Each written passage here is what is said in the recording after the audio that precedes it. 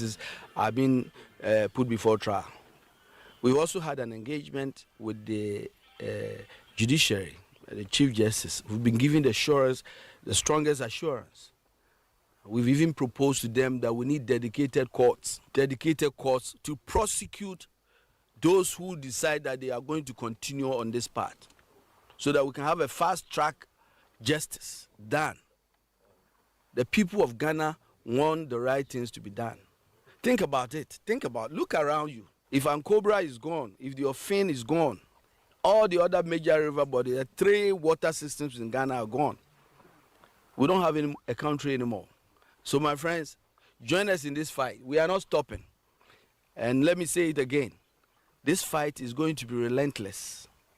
We are moving from one forest to the other, one water body to the other, until those bad guys are all captured and their equipment seized. By the way, the president has given us clear instructions on equipment, that those equipments must be guarded, must be put to good use.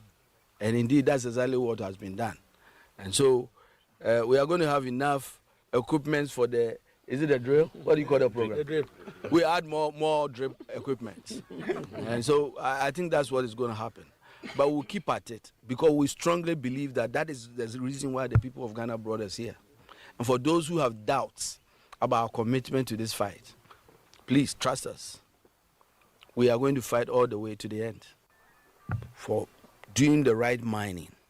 But we are not going to spare anybody who ventures to do illegal mining in our forest reserve. And we've made it clear, in the coming weeks you will see steps being taken by the Minister of Environment, Science and Technology to Parliament, basically forever repeal 2463, taking away even the power of the President to grant anybody license to mine in forest reserve. It is gone.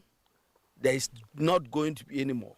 And so my message today, having reclaimed this shelter belt on the Ofin, is to all of the thugs that are in all the other 43 forest reserve. We are coming to you. We are coming after you. You have a choice. You leave now, or we arrest you and your co-conspirators. And let me say that a lot of them, the chain of people who are involved, the investigation has commenced, and thanks to the effort of the investigators, we are tracking them all the way to their financiers and to those who sell or rent those excavators. They are all going to face the full rigors of the law. This fight is not going to stop tomorrow. We are going to fight, and I believe with the support of the people of Ghana.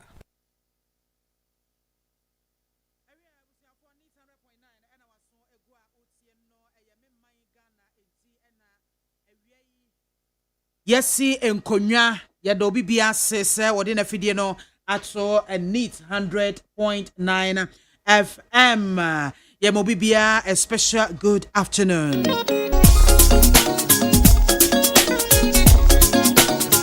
You check live our Facebook and our YouTube. It will be to me the message, no comments, no abba. Facebook live, back in can come at the amount. And our friends open a WhatsApp and so 0200 264 159 0200 264 159. Production crew so a crado. Yo, Dami Admagero Saj, my friend, my bankron and I are Safo and Abdullah Dasmani. One a year Mubo Michidom Namide, me mind to me dear Abesumo. Yet yesterday can be a this way chocolate drink, special ice natural mineral water, and a best point savings and low. Make out and ne a daya wada March Bosmida to sweat you know in the year 2025. You know something, today I see you laughing, for the angel of the Lord has located you. Not with anything, but with that good news.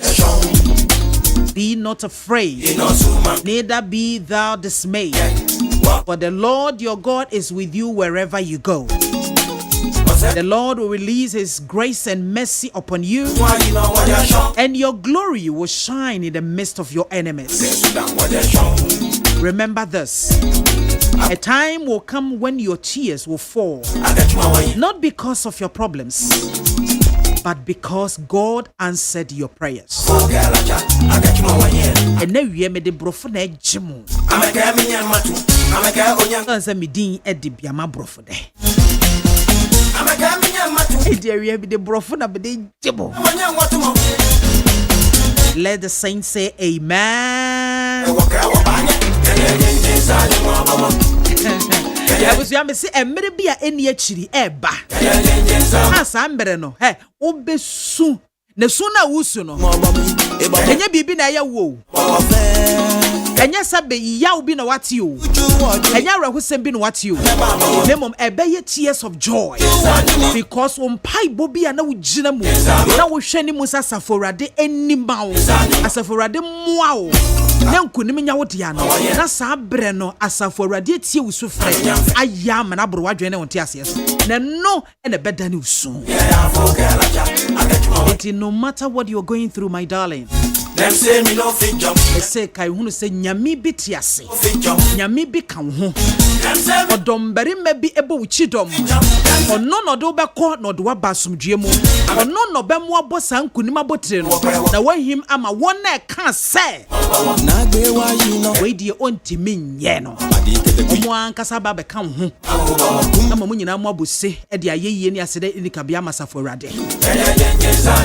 Ahotefo nyina wo moteme ne awie monkam mom na monkase amen kase pa. I was yamidin de MAAME BIAMAH AKWAFO. Wait me friend biamzi one woman gada. MAAME soja biama brofo de. Wo friend me amejo so ya bi. Ewie safe na do afide na to anu se American for ma say ye me manti na wa ba be pie e wo nitefa. Ena ensem bebre na ekokọ e wo Ghana man yi emu. Na samba kwa mpese ye hwene nyina ye judge no from a positive perspective, a positive agenda. Mesremo mo obi ama meye mo NDC mo MPP ne sa ne ma no. Debi mesremo. Ne ade da no yemfanto. Let's think about the welfare of Ghana. The one who is in charge of national security, Yera Japa. The one seven na wiye ba beka. Na Yera Japa one national security operatives mu nyina yemonim sem. Ese na num ho no mo wo mo ekobo wura former finance minister Yera Kenuforiata ni fie ekobo section ni ade ewo ho. Emma echire wo mo de chopa ebaye. Ekoye nsempi. Enreya so Ebi assign so SC eye Bank of Ghana governor Yera Addison no so omo akwakoto ahye ne fie so akotete CCTV cameras ne ho nkro ne ba efri ho no mo anya bia ye your mind aye de mra ne hyehyeye ena ye adwuma sabi obi edi o man sika sabi obi aboman kro no a akwan na wase afa so ana anya bia entimi mase ebekọ na ye nipa na so ye free national security ni aba ye warrant nie ye se ye mra mehwe ofie anya bia sa nipa no wo mkobo search woni fie no obesi wo mkwan ana sometimes ya momemfa ne da ento ne da because empanyin say baby ade so ahye no wan fa nsha ifito enye ade papa enya de papa kra ye bibi e wo se ye ma ye ni da ho ne ye famra ne hyehye ye so ne ye me ho tie ye gina so aboya baso. Say, is that how we have to go? Is that the line we are towing? So bidi o man sika kwan we ne e fa so a ye ko hwehwe nipa no kye no begina mra ni mu ana ameka me nyan matu du ko hwehwe ni fie ne de ne ba ye anase nipa na sabi wawe ataso se wo bo mai kro no na odi sika besi a wo de besi ni fie wo de besi ni fie osusu adwen ya wo sen kwan we na wo se e fa so ana 0302243540 Mamenta wone Mamenta wonka 0302243540. Yeah, be a telephone line, so not atumu enti yan check here na yan share wana abaso. Hello, good afternoon. Hello, MAAME BIAMAH AKWAFO. Yeah, Dr. Newman. MAAME Amen. Vajayaka. We see to tukla ba you do what? Amen. MAAME me da se me kwanya da ma se nche adwen. To be frank, ade ekwoso no enye. Enye se MPP a omodidi omo no enti na me kasa o. Na MAAME emre ho yemi kaso. Na we pedi se wo yo for sana hwo sana wo ye. That is what the whole money say damia. Let's say video abaya wo de ana na do mo ye nso no. Udu se MAAME wo betumi di bia ko hwe obi fie kwampa ka say ye kwense ne ko hu ye obra dipa no enya wo say mo di visa kwhwe ho. Eti ade mo ye no se na wo kana wo kuta waran. Se ampa ko to MAAME waran se mel secho. Eti bia lead me. Never me call rounds. Wo dem na bia ka se me mo se mo nya mo searching. Eno na e de be si kwan. Na sa waka sa wo ko bogu efi obe nipa ni na ko titi camera wo ko se no. Adibe na otu na so ko se ni bibia ko hye ho. Na oba ka che se ye ko ese ni ko hu ye. O mo wi se de ko hye bra titi camera me ka cha se wo na wo de hye ho no. Wo ko se titi camera no. Eno ye law. So ba mi fi so be se me tapa de. Me say I know Bank of Ghana former boss o su no. E da para wo bo atete hotel so wo ko hu aseja. Wo won sam kika bebe wo e bia sa bi fa e management. Na wo tete man na so ni. That's it. Good afternoon. Fine afternoon. Ajani money. I am here. Yankwai. Mwajuma. Enya papa we na akoye bia ye pa akewi. Ana wasa akoye bi. Ene no panye je kumubu no pese o abone da wo tunu mbakete. Gana ase ni ye won ye womra wa ha o. Wodi ase ye womra wa sitin ko wura obi dem sa. Abra ayi court ema da. Se ukona akoye ni pa research. Na ayi tumi kakra ma wonti kudi hunhuna nkrofo sa. Obeja de we na wonya yo na tumi bi tumi bi so. Obese na dwuma no se eye ma na dia wonya do endo obese na dwuma no se tumi sabia. Ani onko program nkrofo de. Na tumi ni be tumi sa wono be hu se tumi wo ye ni nkaso. Bye. That's it. Good afternoon. After Lady BMZ. Oh, so MAAME ba akopem ba cho etio. Lady BMZ no kwasem ade enye de nenye. National Security for former finance minister Fio Koyeye. Ema majority leader ejina parliament pacho.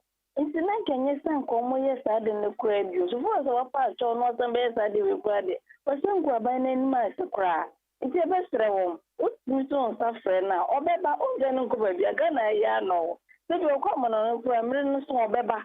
No buse no mu so mre ne bu bora na mre na fa ma kwan so. Na so otu okwa no ani na ho so obi ebegina wachi kura no. Chese no yo meso. Na wutu fie na wada na obi tuo na ade bebe begina wo so. Ense na important enhwe ne ensesa na ebe boy. Oba ni nyamnya adwuma. That's it. Good afternoon. Good afternoon. Pacho di ni baby afrefi. Pacho Kwame Adombo atin adenta. Yo Kwame, bibi aboko. Radio Adomada. It's you.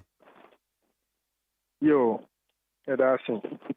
Say anopa Margelli program no so ye kan ho asemo na ye be say aka ho asem bi ma che say inkai ania yes ne say ye democracy ododo adwenche amambu kan bi ma nka bi a ye no ni di ebo kese ba ko ene rule of law say ye be say rule of law embra be ye adwuma na say ye di rule of law ye adwuma dia na esesenya ye bia no ye sese emra na ye de ye adwuma no ebetumi ye adwuma yi eno nti ye security personnel and services no yes so aban bia ye mistake etwemo a ye repeat sa mistake no ewo and then be mu ai won ti yes Mahama amambo ne na administration say the special mistakes are say MPP and Nanado repeat the same mistake. I am special ombe to aso. nti wɔn hwɛ ne yie na nea wɔyɛɛyɛ no ɛnyɛ kyɛ pakyɛ me da ase men so me da ase pee. Hello. Good afternoon. Maami Soja. Yes, anamu akompacho yeti o. Maami Soja we are osofu di enkawo. Amen, enkawo so pa. Maami Soja, akamia kwa fi yes democracy anadala yanyi. Na mu di enti a senior government ba. Na necessity for tai aban mu mpanyimfo a atwa mu no. Mu di enti say ba ne sa. Na ni ma ye bi ama mapa ho kyɛw parliament ama akɔ parliamentary hazard mu a yɛatwerɛ mu.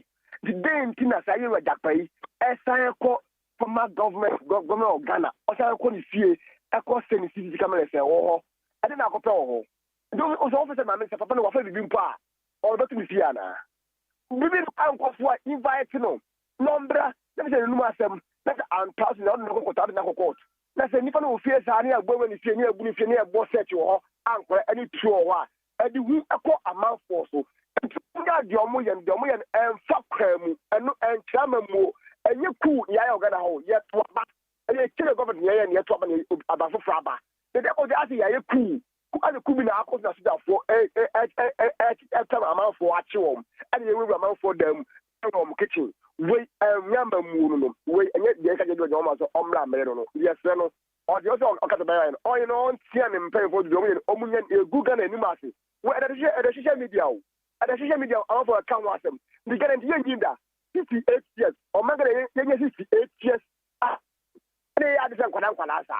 I Boka for the community call. Boka was only a coup. Can you call one? If you uncle for the other individual who say, I am about to the Ato, let you go with that. May that say, may that sippy. Good afternoon. Hello. Pacho Dini Baby Afrefi. Mami Biamah bacha phone na mikasa. Yo, for it yo. Yo, Mami Biamah o na ipetina mu. Mi wenu mi debia no mi hu ni say. Nyakupo na odi niam bi trans ma MPP. Cause nyami dey three super cause next time se wunya power, we be so power mu yi. Because the ekoso no tell my NDC trans opposition. Omo kasa kasa omo ba, omo chichi. Omo bi kai dia candidate. Sami Davika say omo ba police fo mpeni fo nyino be yiwom oma yiwom soja fo mpeni fo oma yiwo enti no de ekoso no na emu no sa ye papa japa bi o se japa o se japan se on kan ho se wi ase estrasi wi ase no ya se fifuka baby say yo ta mami na linjibi ka be no akama mi yo ta ni nsa oni se ni tuatia sa be ni nyina ye to aso efo yo yo ta ni nsa oni se ni tuatia enti sa wo ye bibi na anipa no mo ye ni kasa onya butiro na sopa onko osu cemetery oho de CCTV cameras papa no o mama wu ni so onya butiro wi ase japa mi kwatiti asia menye toro awonya wo ka se wi ase na trans wi ase wa de asa papa japa no wo ka se wi ase yo dia wo de tra ho na ye se o party be power nti se wo timi ye de ope wo ye de ope na wo twen wati owo so ba ro akochiro eda bu fu se bu su ni Mami na ede Good afternoon. Good afternoon, Mami. Bacho Dini Baby Afrefi. Bacho, you're from Bright and Cafe Abusokai. You're bright at you. And then Yamin Papa now count, need to my power. Yen na yet your mind Ghana 2016 MPP 4 bar Bemono. Yen one Muku Mufi. Cars near dear and Fata. And then you did do the one some more Casson. And before Moon come on to Nayan, dear, we are 2016. Off from Mutata, Mwako, Mufi, a boo will be more than dear. Whoa, and then by Fofraba, one say the Dimuni dear. One ya no air air defend it. The wound you are gonna japa de be at a both here. Unkasa. Internet, well. Yes, you are found Ghana Japa Devi. Nay, go fear, show fear. And yes, you say, maybe I think quite there. My coffee and show. Oh, Wahoma no emuchuchi. Oh, Kafra. Wait me asamba. Hello, good afternoon. Good afternoon, Biamah. You are correct. Yes, we are domodin. ABC, you can see Abede. Yo, ABC, you too. Nepacho, democracy is starting that way. 2017 democracy new own. It's a movie our MP for office we in passing will be won. George Napo that man fan you know. Share munya hu hwe Japan or ya sign on the national security Peter on nti obekọ ọra no ko wache nke seke ye to aba wi an ka se o sasa yes ade no aden mu fi sa mu kwa mu nyansa e Ghana ha na aden a bibie na mu de mu fi se ye de mama no ye nipa na da na democracy start o mawe mu enti MAAME BIAMAH media me say fine se o makọ na so man ko ehia o makọ hu hwi ho a o invite no na 77 billion na Bank of Ghana we try na you no on be bu akunta and after no mesre MP any form pin for intim for draw mon fe no na sa security matter now o cheche mu radio station to radio station said komochi basu jam adwuma nim any form pin for mon kwache no mon just ade no ya no sa so call reverend intim for draw no me da wase good afternoon. Good afternoon. I am an wapum to say. Yes, Adam Sato Yanko. Yo, I'm saying I'm part of my own what you're coming out. The mechanic say, national security for. And running Shishaya or my. And the young fam running Shishaya and Fanya Juma. None who born Katati employer can't be a mono. Young fanny Nam Rano Nianzi or mine Sicanim Freeman jump from more man and find young Puntu Duma.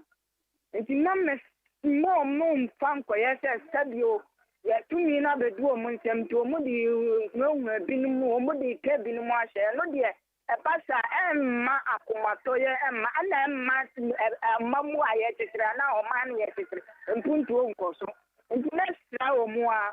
Omun kam branu enya djuma because minim sam ra wa djuma o mai enya 1992 constitution no ye kuma ye benya articles dia ye betimi dia program I define this we ye ketase se we ye proye ama ye de emra actually pakro aso adisika na finisem but mesro mu se nipa no ne hu bom nko adia omun fam na kwaso because ye hia sika no adia ye mpinto enkodi ba akofo nsem na otina bi no misusu ameba no wa party bi a oba minua bi a oba ono so amebi tu ta anamoni bi ni ntu ahye entamfuru oman mu na enyensa na hodie entama Ghana fo a ye pritumi aba amamu abagu oman no se ye pe mpunto di ama oman no Me da say papa me da say good me ma ha o Mejo so MAAME BIAMAH. Me pa cho din ni baby afrefi. Mediana na nakwa me frefi ni boy town. Ene wi nyame asum dwen kan. Ye MAAME Kaliza wuni wasi oti opa. O bodjuma so. Na kakra me kan se me de ka me nko a. Enka omonya de sense. Ebe ma omo a omo so mahama appoint omo no. Omo so omo ye bibia. Sebe. Omo bedwen wa unu se. Se me kofa aban bibi se amna ya appoint we as minister as board chairman de keka won me fa aban bi a aban foforo ba obeye me bi ebini na ebe yesua de amom ye wa ha ma tachuka tikata asoro de okure ko chen ye MAAME yi ye papa mes ne yiri ekwa mu kura se achichi ye jibin mu kasi na na de so enti mesre se nipa ne ko ye no won to mbra de a emra bia ni wo se bia me meti wo si minti min so ne se mako obi fie me kwa kodi ne ka emra ne masa nkrofo ne security fo ne kwan se so mtimi ko obi afie o de Ghana so ati ase nti okọ ye no wanko wi obi ade wanko fo obi bibia wanko se obi bibia de a banye issue se be ka se ni anu atom onto mra enti me de wo munya de sense obi a ye be ponte o se obi minister obi bibia no yes wu se adwuma na me kodi na risk da huni enti so unim so untimi sa de na enkoji post because here ntina ho no be a di post no obewie ebia bosome ni etua be 100 million obewie no wasi dan mienu miensa and 9 eden kwa adwuma na wo ye ya 4 years utimi si dan 9 onye yam point as minister no edan ba kokora wantimi ansi ye point minister no wetimi si dan 9 atoka se dunia aduenu aden ye che eso mo tata wo mo nakura omungusu nya saa kopem se ombe wusi nipa ne ho han ya wo tene baabi yenti me kra mo no enso kra nya bi nom Medase. Good afternoon. Good afternoon, Mami Biama. Bacho dini baby afrefim. Good afternoon, Bolos in you because I see Abokobi. Boros ma hai. Meji usu Mami Biama na ho ya de. Yesu adom yeti o. Nyame ma ho de. Mami Biama. What was that NDC transfer chair pa PNDC NDC omo transfer chair pa. Enti ema tama JJ Rollins street so na MPP buyer no mo gufu NDC pa so mo diska o ma se o ma no sata bo he na akomia ani fence boys abre how omo si ye NDC for omo tete NDC for nanu ya ena atabia na atames ba no so o muma ye na ye nja sa de no father for all afiri no so no na MPP sa ba ye ba ji fi jama mansam hwede ye sa si ye onvansan ayi abronye hwede abronye di ye nipa wa Ghana ha asa MPP for the refi nti aya na omo nka ya de ana o ye de NDC for the benya nka ma enkoso biom. But omo de so ba opposition ya ohu. No mo si o the NDC for ya ne NDC for de no mo ye. De no mo ye. Mo na mo start ade no. Na mo ye sam ade o ya ka ho. Ba mo ba opposition be trans mo si o mo menje ina ba ko. O de offer 2028 my MPP metrans na ba hu de ko mo be NDC for. Twa o ma na ye wo mu no. Ye ina ya nkan bo ma nya ba ko sister Elfa. That's odo. Medase pi. Ma hai. Yeah, na Mami Biama. Na ho to say. Mbacho ho ti say yo. Yesu adom wodi ni baby afrefi. Mbacho media na free from Kate African Commando. Yo mbacho yeti o. Yo Mami Biama, moni adwuma pa ye bo man Ghana Nyankopon hyirawo. Oma onyansa ne agyen kese. Ghana hanum no. Ya na bribia ye no bi ni timi Nyankopoduro ka. Ghana ha ebe ye yinu na che pa. Di eti nura nye.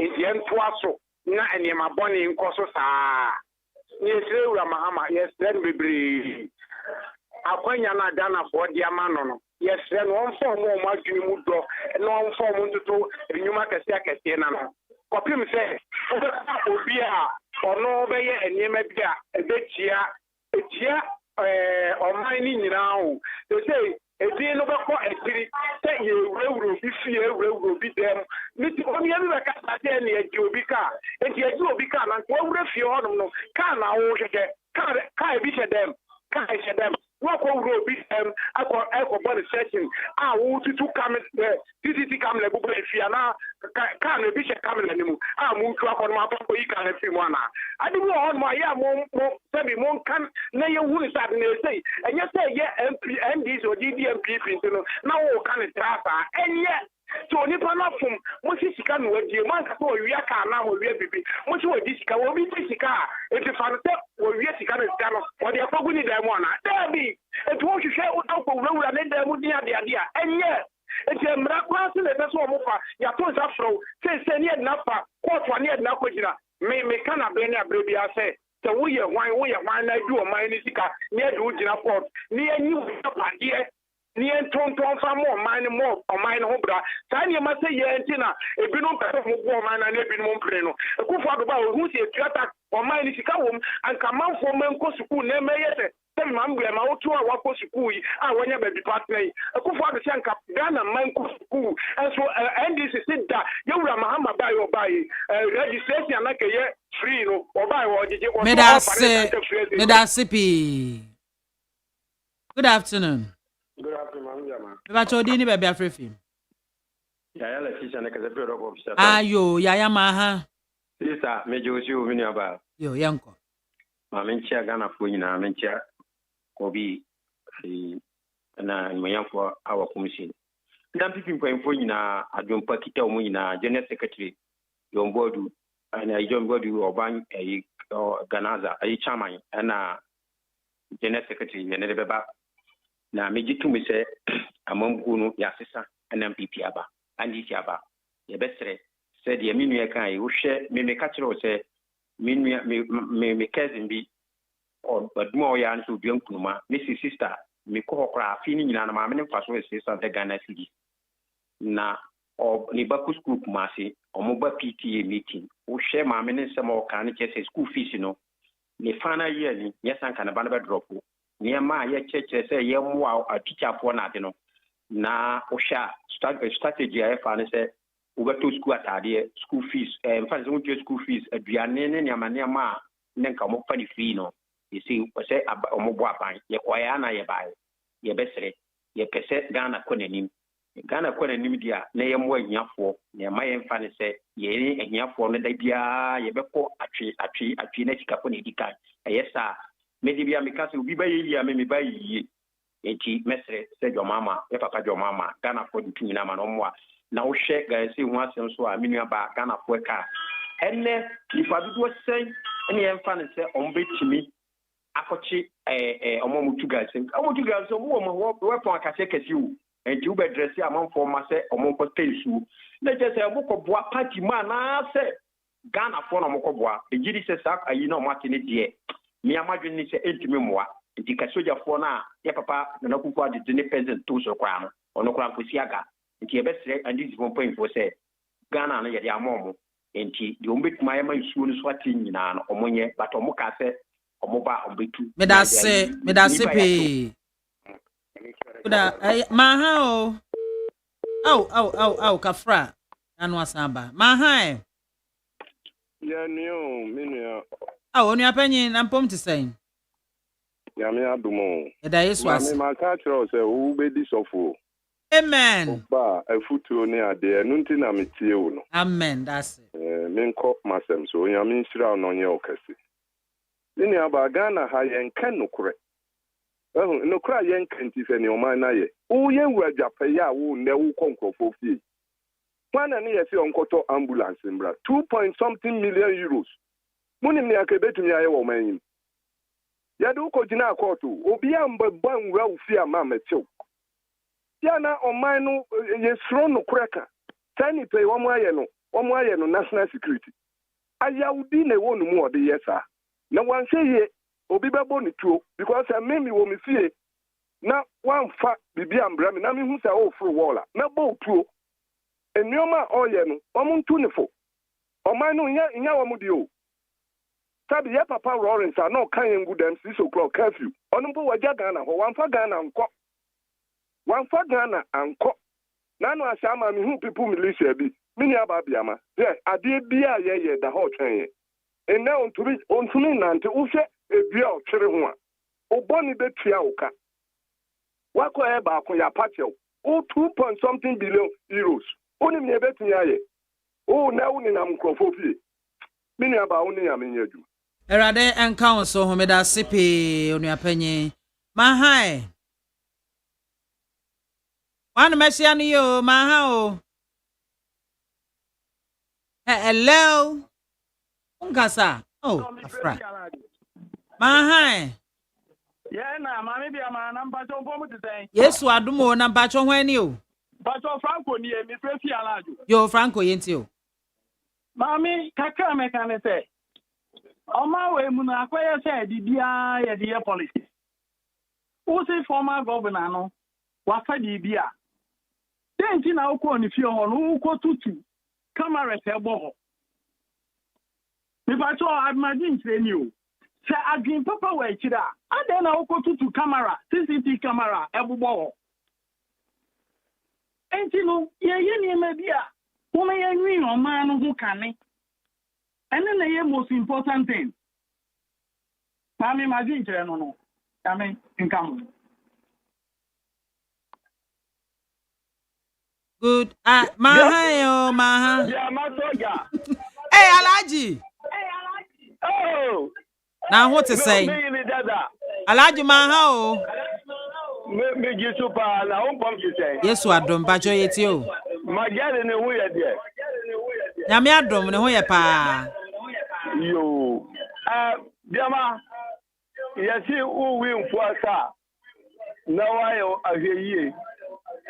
Because I had to know who ene ni John Mama ni ne pamfo na me dia me blame NDC me blame President John Dramani Mahama me blame ya penny for me blame former President Nana Akufo-Addo me blame ono ne Gabriel Chireza kunum nyina bedi atuo num nyina me blame omo na mo kofa tatem we bae yage omai no friend do mama sem no Gabia yes we are discussing Biama be said why not would you say MPP the omo akokot ya kwales ya kata breakers ya munchio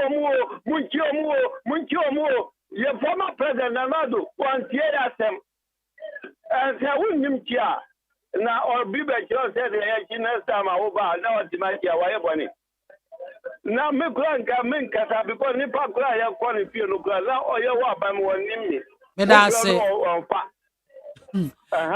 Alaje Medase pi Hello why no meshiani Yes ma hein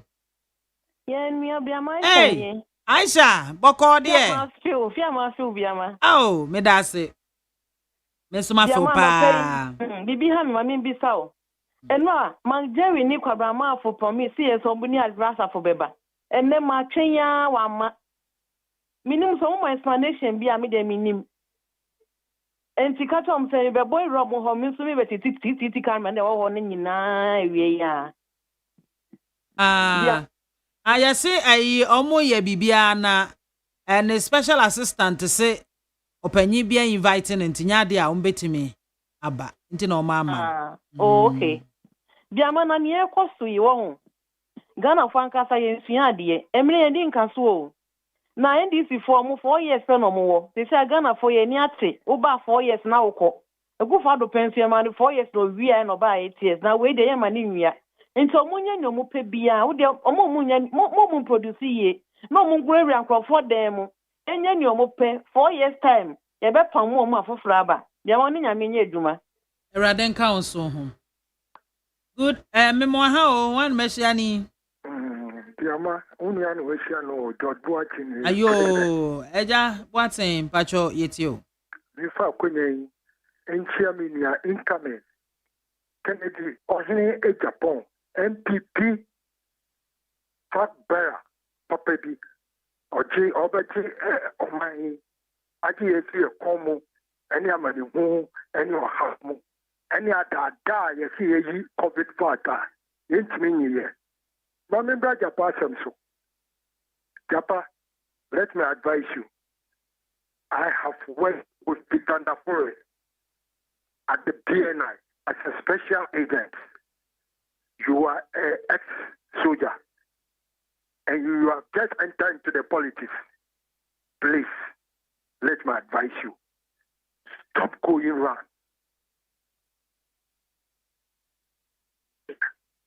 All that you are doing, we have never seen any results. You went to Ken, former finance minister house. What was the end? We haven't seen any money. So please, let me advise you. If you don't know, today is yours. Tomorrow to be somebody. You know you already have been accused. You have a case at court, which is corruption. Is a corruption case. So please, your case is clear as standing. Please, stop that. This is my advice to you. That's it. That's it. Maha, one meshiani. Johnson, MAAME BIAMAH because Kenneth Akotone make us a friend show camp. Me bacho is okay. So national security forum. Abanda campaign for the Obiaki Ganiska. If I'm on farm now, and yes, I would be soldiers for the duty. Eddie to a kita, Nkola said, penny phoning and one Nkola will see. What did two kita and soldiers said with no qua, and Mankola ni bongo. Oh, and the restaurant, and a Fenoma so minority leader. Yes, and any via any politics for me. Politics, baby, and I'm here. Ghana, Yajina, the Diangono. nti yɛbɛsrɛ no ɛnyɛ bibia so obi adi ɔman ne bɔne na sɛ abɛnfo fraba na ɔsɛ ɔbɛhwehwɛ mu a ɔma mo kwan na ɔmo hwehwɛ na sɛ nipa no ɔmo afa ne sɛ nipa no ampa ebi Ghana is car na yɛ sɛ ɔmo yɛ na ɔmo ayɛ sɛ sika ne na ɔmo bɛgye o na ɔmo agye efe nipa no hɔ sɛ ɔmo de ntum na ɔmo de n'atum na ayɛ adesua ma ɔmo te hɔ sisi a but sɛ yɛde bibia ɛyɛ politics ɔmo yi mu a yɛnkɔ ekyi ɛna yɛsi elephant mmienu ɛɛko a ɛyɛ fam ɛna ɛbrɛ ɔmo politicians ɔmo yɛ saa na yɛn a yɛyɛ politicians yɛn a yɛbrɛ sɛ yɛbɛnya aduane ɛde asɛ yɛn ma ɛne yɛ yerenom ɛde ato school fees no ɛma ɛyɛ saa na yɛbrɛ yɛntumi nhwɛ fie nti yɛbɛsrɛ ɔmo mfa ɔmo adwen ɛnyɛ baako na ɛmfa mpuntuo mbra Ghana mo sɛnea ɛbɛyɛ a yɛbɛnyɛ adwuma papa ɛnyɛ dwuma bia wo adwuma papa ayɛ anya ketua papa bi ɛde ahwɛ yɛn ma ahwɛ yɛn ho biama meda ase ne akɔnya ho de ama me mekyia me MP da menso meda ase pii mahai hello yes mbacho mahao me pacho mini aba me joso yo wodi ni baabi afrefi mini aba me din de Philip me kasa free airport bacho yetio mini aba ade e koso nyina no a me fan se omo kasa nyina no ye meka bi omu nyina ne se ejapa ase ho an onya abotre na emom se ye kase obi ti se Bank of Ghana governor emra wo kwa gu GN bank no wo gu no wo the police for na call assist the GN bank workers wo mabokro no police no de call omu gu GN bank as a Rambo star na de ye ba de ku ni sia no eno ha me se mi o be call mo fa no fa ba kwan so na de oye de ye ndum no nyame etiase ye de bi so be ye no sa na tie ti de me ho kan no that's abusuafo ha na ye de yan course ni nyina ye de mo besie ye memanti ewo 800.9 FM eno no so ke kana adwen hyem no say dey be ni good afternoon but dey come ha me hwe oh James, thank you so much. Comment Sapila 2 Dom Kwabenya constituency NDC 24-hour economy is now 10 to 24 hour destroy our water bodies. Ghana Dachi Ekombediyen Papa. Special greetings to Ajia Safia Mohammed, incoming NPP National Women Organizer Hopeful, and Honorable Charles Otain AKOT, incoming Greater Accra Regional Assistant Secretary Hopeful. O Mensa Pila 2. I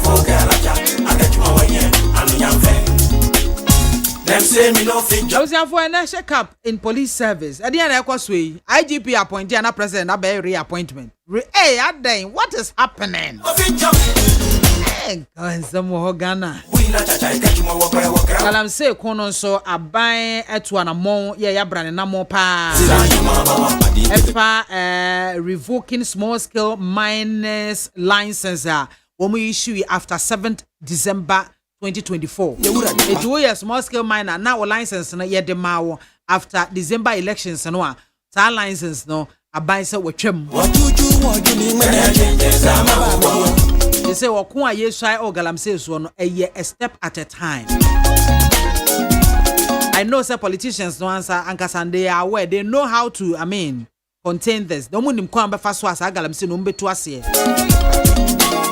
Tinka kranka akoko benu musio wodo a wode beba empanyimfo a ene womo eboa me na awia yi me de enkomatwetwe na bra mo ye de discussions be bra se de mo ani tua no Emmanuel Adote Alote ono na ban na wo abam ne party na wo abam what say the party win ye onye late da bantem wa baji ni seat no a chance ye no happy person no oh fan wadwen do one ma fire ama neat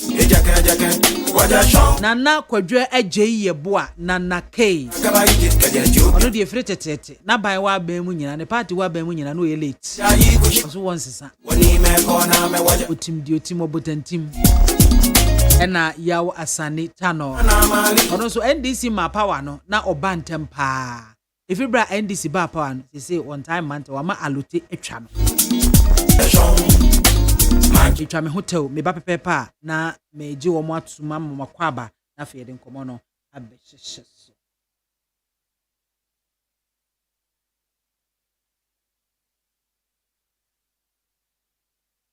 Na nani ahoɔden ɛba fo empo emabunu bi ɛbrɛ ɛwɔ w'anim nanso ɛni yadeɛ biara wɔ no mekanfo Optovision Eye Clinic ɛde ama Optovision Eye Clinic provides diagnosis and world-class affordable treatment for all eye diseases including glaucoma, cataract, any yadeɛ ahodoɔ pii. Deɛ yɛ sonko koraa ne sɛ Optovision Eye Clinic wɔ quality designer space ahodoɔ ɛbɛ fatal sɛnea wo penny biara. It is a wani yɛ oya anaasɛ wani ahoɔden aba fam anaasɛ wo pɛ sɛ wo ho adeɛ yie a wonim baabi ɛsɛ sɛ wo ba Optovision Eye Clinic. Call us on 0553 270806 or WhatsApp on 0558 517556. Optovision Eye Clinic. Hey, catch it. Listen in here. And you ma beto to dia me baba no hwade no. Hwem so betumi a. Hey, asew. Hey, now beka. Ya jon to ma me duku portmanteau. This way chocolate drink. Na kan wo hwe afibian so beri ni waware ne a. This way chocolate drink. Na kan sia. Oh, asew. Wo den kan no ntumu ho. Me be mo anu nso hye kura dia ka ho. Wo hwade a wapi ho. Wo ka se batete e da fom won. This way chocolate drink. Catch up pay baba wari. Aso. Ye fear say this way chocolate drink ya sorry anopa no ne yenom. Ye bi hwe fridge nom no se snack. Ye nya hoho a no ne de serve wo mo. Ye didi wie ne ye pe bibia bogu ya de so a. This way chocolate drink ne yenom. And this way no ti ano a he se kire wom kokoo wom brick wom bibia wom ade wo hia ne so hye.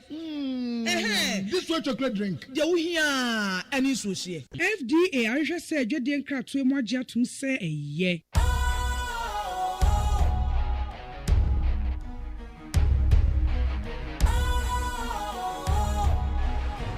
What's cool, fresh and trendy with a new look?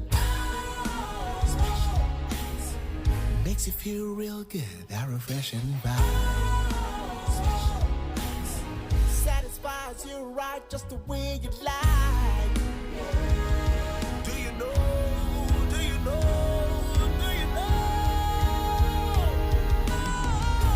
Ain't gotta do it alone. Specialized makes you flow. Anytime, anywhere. Specialized feel different. Always think specialized. Special Ice Natural Mineral Water. Feel different. Think special. This advertisement has been vetted and approved by the FDA.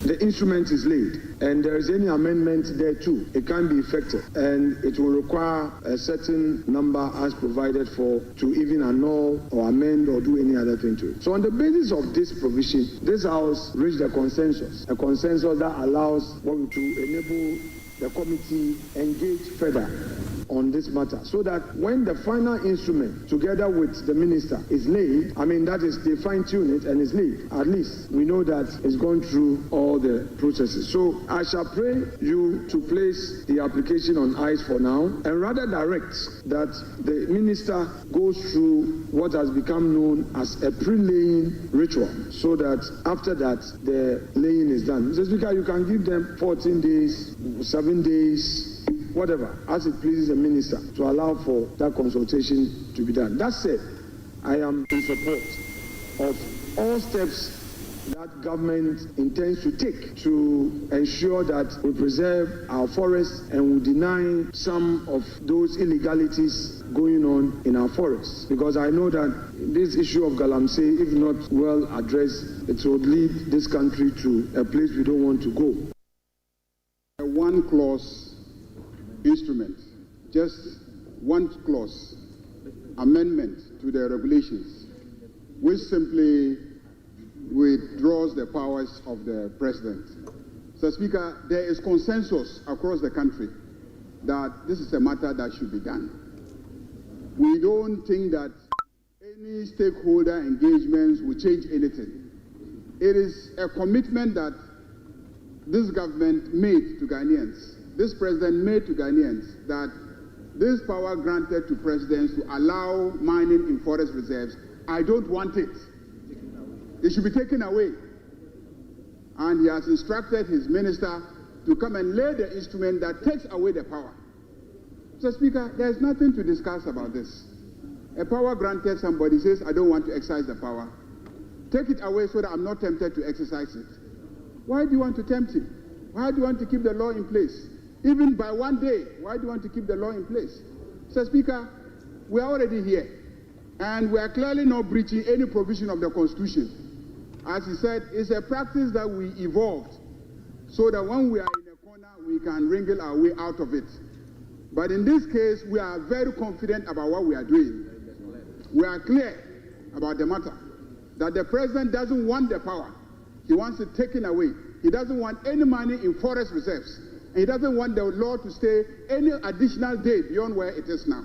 So, Mr. Speaker, let us lay it. If the committee meets, and then the committee thinks that there should be a revision, they can come here. But I am assuring you that this side of the House is clear on the matter.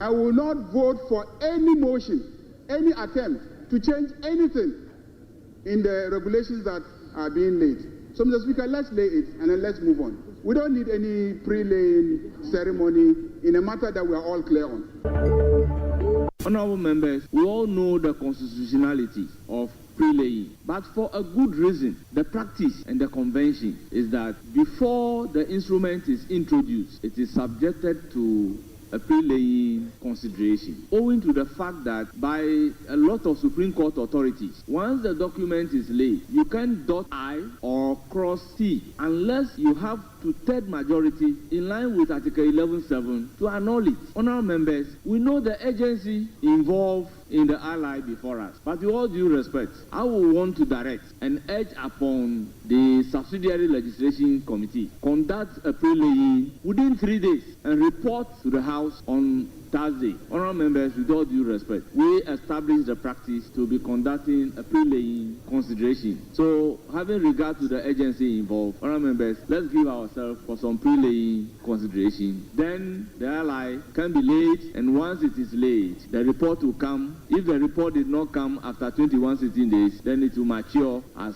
law, unless before we have two-thirds majority to annul it. So, honourable members, I will plead. We subject the ally to for your sign ababio na menu abema Emmanuel Adote Alute ewa ha ate bacho me makwaba mama me juso bibi abokode na mi adom bibi ayeboko ye the radia say yes say major shake up in police service. IGP assigns, president reassigns. Who is in charge? Now before obeshase no, there is a statement we were say join news no mo posti say COP MAAME Akwafo reassigned to the Interior Ministry as a technical advisor to the minister just hours after the new IGP announced her as the Director General of Research and Planning. Na tia hanso so ba ko a papa Callistus Mahama ono ena nensa ehase o say enra enomu share reassignment of duties. I write to formally convey the directive of His Excellency the President regarding your reassignment. That is 1. 2. In line with this directive, you are hereby reassigned from your current position to the Ministry of the Interior, where you will serve as the technical advisor to the Honorable Minister. This reassignment takes immediate effect, and you are expected to liaise with the relevant authorities to ensure a smooth transition into your new role. His Excellency the President recognizes and deeply appreciates your unwavering dedication, professionalism, and invaluable contributions to the nation. It is his firm belief that your expertise and commitment will continue to serve the country effectively in your new capacity. Kindly accept my best wishes as you assume your new responsibilities. Callistus Mahama, Doctor, Secretary to the President. Alote? Mr. Tano Mwakwaba. Bibi abokode. The radio say. Alote yamrai. Una waba wo party wa bemu. Aha, what is happening? IGP ada mo person obey adwuma anasa den na ekoso boy enkomo mami mami fa kwenya wenchia o menchia we na I feel so me taking this opportunity na me ma congrats for your appointment or you were elected your election as the president of Network of Women in Broadcasting. Network of Women in Broadcasting. This lady used to be the semi-Muslim. There be only DNA different group. When you're for broadcast, when we can radio so, any TV so, any online or digital broadcasters. Broadcasting as a journalism. It involves both print and every. Oh, okay. But when you're for women. Congrats. Thank you. You say easy. Nti say delegate to aba. Bajonyo. We campaign. It's campaign. Yeah, online campaign. Online campaign. Say online campaign say mumu so etechi ana. Oh, Debbie, man, to one city cry. Say there, ma menye izo. Oh yeah, online na momo di achi. There bibia, mumu bibia. Up to now egusu etia. Yeah, there more de. Untu ahwe. Me say there egusu etia. The one be afrɛ o me ko ye bi o central region me lorry fair enye easy go to yesa this e bia who decide say unye bi o sa ana say utu kwan e ko che bia bi enti congrats na me fa konya we so nchia ya wo studio no ya wo fa sanita no waba na akedi e dey bia late enu akra me ni share another station oba late let me see honso say late cry na we later na ke o tie me oba fire ba ye twen no na me nchia anya so tumfo na me nchia ora mahama na mami ewi ma me nchia me mami Dr. Valerie Soya ewi me nchia no nyame nkoso anhira no because me hwe me chipa adwuma me ye na ho ndi anka wanka mami I wouldn't know where I'll be and say we Dr. Valerie Soya me be chiao na me sanda was biom because so other was because what you did for me was massive na mami issue na that table no so no me hwe mu pa I don't see it as a major issue na me jidi say for that na topic we because IGP ni overall boss president ma for we jumem as the CEO of the company also ba here no o say mame omba when saying newsroom I said but you call when saying online reporting I said me and my man we juma no my friend will say okay well that news means online no me kra ma won say there be very assigning say ono no be executive director to the CEO indoors no some say ebia on be ba mame ebia say ora IGP you hono so etnasi e je ne nyina kama nse ono so start ye fan last Thursday and I should maybe I was saying or inform me president that we are this is how most of the times you have to inform and I feel so they have to even inform the police council a vice president to be in charge on behalf of the president because president you know say obey busy njo you busy on your time I mean he will be checking all this so but if on last Thursday and a police security adjuman so partial if you have to quickly change because obi wo ayi wo kra chale on pay wasem until woman is space near more be here no you find it difficult to correct all these things until if you watch most of mobile and China they start doing their changes me I know say oba regional commanders ni directors ni all the other departments they be say I know those things will happen until you swear in last Thursday so I believe he used the Friday and then 1 week yes he used the Friday Saturday Sunday up to enra he said in Niama and also start to say now say ubeko some of the rules no you don't need to refer back to the appointor say may yes you do wash because you say you have yes so you have to go ahead and start probably you have to announce until Ebiana in the course of onono didn't list babontino now president so you na say there be as me beko because it's about intelligence here picky and I feel don't forget say the president has a security advisor. In the office, they be money information. Security advisor knows on the ground because you can't be a good advisor. Say, any former, you need have more information to advise the president. Don't forget, say you director of operations. Jubilee House, that's a COP Kofi watching. Kofi watching so it's an institution. So many things because in say ne appointee say Obinkoa. Not say there be my name, I don't really see much way. Ebia omu de common temanka. There will not be assigning assignment and reassignment. Oh, the common temanka. Indoor communication. But ni name no. No can say no. CEO for the entire setup machine you say.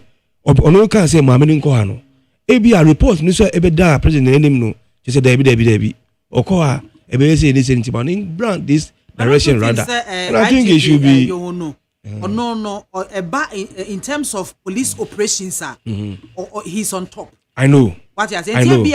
One when you know your human who say assume or bente hana na ho den e wo betimi di abo police service. MAAME is on top. But he also a politics. He may not be on top of the politics. He may be a very professional policeman on top of issues. And I also know. Say it's on top of issues. Why police operations, regional commander, why chase if anything, criminals, it's on top. But yeah, by your side, it's a political way. And I think so. Also, that is the reason why America say the president, apart from having the minister for interior, it also has as a security advisor. I also want to grow for grants and information. Don't forget, say it will be and I say NIB so. Don't forget, say you national security coordinator, which is all the security agencies come together. Bakuna or lady. So there are so many things going on. Oh, and America say, ABI where the labs happen is say, to make a sign temanka. Then was okay. Don't do assignment for me to do reassigning. There be this is the rule. And I feel so. IGP, about 31 different assignments. If I'm right for prepare the report, But president said there be way Maninkoa within that few hours, because in some and you can hear so many things within some few seconds. President is being brief, most often on these security issues, and it's key. Like I said, aside everything, say we need professionalism.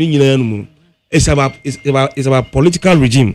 Political regime, so they are near it's like you must make sure they work. What I say. And one of the key things we have been credited our national security stability. What I say, and see, so if we have that stability, which is very important, which always play a major role in terms of foreign direct investment, because every investor looks at security stability, and I say political stability. So you don't joke with some of those things. And briefing our president on every minute, every second, every hour. I mean to baffle you say catch him. And let's not be too worried. Money assignment within some few hours and a president reassignment is based on concrete information and LPM from different quarters. And it's all well and good for the country. Say he will have his hand and feet, control over because this is here the backstop with the president. Not much people blame the IGP. Maybe one of them say see. But issues who are we going to blame? The president must put his feet on the ground. And until now, this particular today and any president, Bojuma on the northern sector, all those things. We have security commander, regional commander. We have the regional security chairperson, and the regional minister. But Senyama Nkoya, the back stops with the president. Until within the few hours now, a year assignment now, a year changes to me. I don't really see much issue with that. It's all about making sure say the right people are deployed for the right assignment and for us to have the right resource. This is politics. Aside everything in terms of managing the country, politics work out. And when I say me continue baby, obi say and MPP for it nasi my NDC set agenda my IFA candidate we know will be losing in before the election. NDC for the set almost the BIA can say there is no way MPP will allow a northerner to become a flag bearer. And we hammer that in and also to defeat the NDC, you know. And almost the by in the sense, but people know say by in the air and go saga, they will go down. You see, so and the American, you know, it's politics. And they say, Obi, I had here, not say, or president just say, the president has every right, whether few minutes, few seconds, few hours, few days, few months, you know. I don't think say a honor and once the president receive much information, HSA, if we don't reassign the person, it will create some other issues. I think it's in because I come many research department and say research. Police research is a huge work. And if we do the research very well, a lot of things will change. And also I want you to be a technical advisor to the interior minister. And I think I even think it's more or less an elevation than the research because you are still within the police service. But we know you are a police officer, but you are advising. Yes, and if you're a technical advisor, you are more or less a minister to the minister. Don't forget, say national security. Currently, we don't have a minister for it. You have a coordinator, and also a reporting edema interior minister. Interior minister, was just one deputy. So you go in there, no, there could be other assignments that will be bigger than the Ghana. And national security, no, it encompasses BBR. And the interior minister knows any police, fire, prisons, immigration. I mean a whole lot. Yes. And it's a president who say, okay, Nanka, many partner me as IGP no. Eddie Mami we echo. But me share the skills in BBR no professionalism no. Me no eba habuan ebe boa. One of the things I tell people rather say, you know, proud to NDC come to power. Any near Mami COP Mami Tua Juma only here with the other government. People may think say she's even more closer to the previous government than this nigga. But you see, she has been elevated. Meaning say it's all about the work you are doing. So I don't really see much problem. But when you say you know no more other side MPP will take issues. Say, hey, then who is in charge? Who is in charge? No, you can be assigned this morning, Mami, and up at 8 o'clock. By 9, president can reassign you based on information known in Saeka because there are so many things. Don't forget, say, I think Red Bauer was assigned to GMPC. In few days, he said no. Koha. So it wasn't even the only person. Yes, they are in a GIPC. Any young lady be a based on near. We thought could happen. We know we said there be it will be best say Emma the current CEO no. So it's all about making sure say the right person for the right role at the right time to give us the right results. And the president can do that at any time. I mean, so I don't really see much issue with Thank this. you so much. Alote. Does Anita know? I come to you. Hey. I meet you. I greet you. I take come. Good afternoon, Mami. Good afternoon. I'm show production team. Yes. Many adote. Na menchia DC Kojokwachi. See, I has a sign no. DC Kojokwachi the late. Maybe will be a channel. Na adote, I think say you haven't been fair to the producer. The producer has the right to give you any question for you to come and sit here and discuss. Let me tell you. Yes, if you don't know.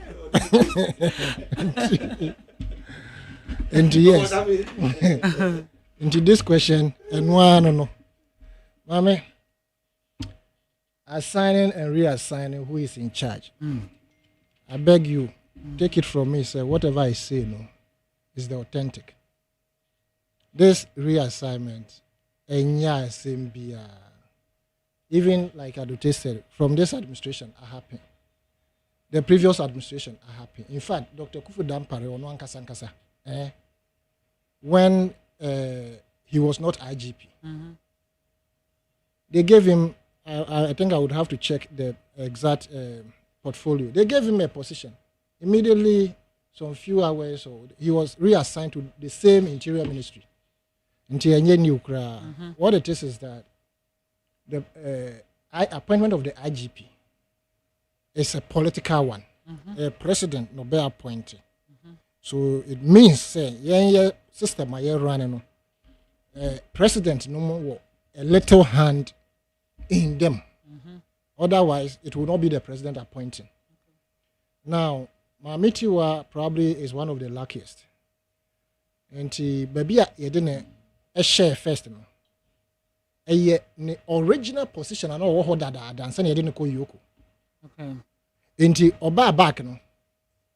She went to the same place. Research or no? Exactly. Okay. Into yes. So she's one of the few luckiest. Just say you can hit your chest and say she has gained some experience by moving from one place to another and all that. And yes, the IGP decided to maintain her at her where she was, probably thinking that she will be comfortable there. And then this kind of board must be run in consultation with the president, because one will appoint you. Even in the police service, if the IGP assigns somebody as a regional commander, or no regional commander, no, ever picking a team or between no my juma. Now we're really what the list no abre IGP say. These are my list. These are the people I'm going to work with. Ebine Kotu Ura Yohono. When he was appointed as deputy IGP in charge of operations, he was supposed to form his team. Until forming a team, no. So in the course of forming his team, don't forget, say na ono and obete your friend is saying,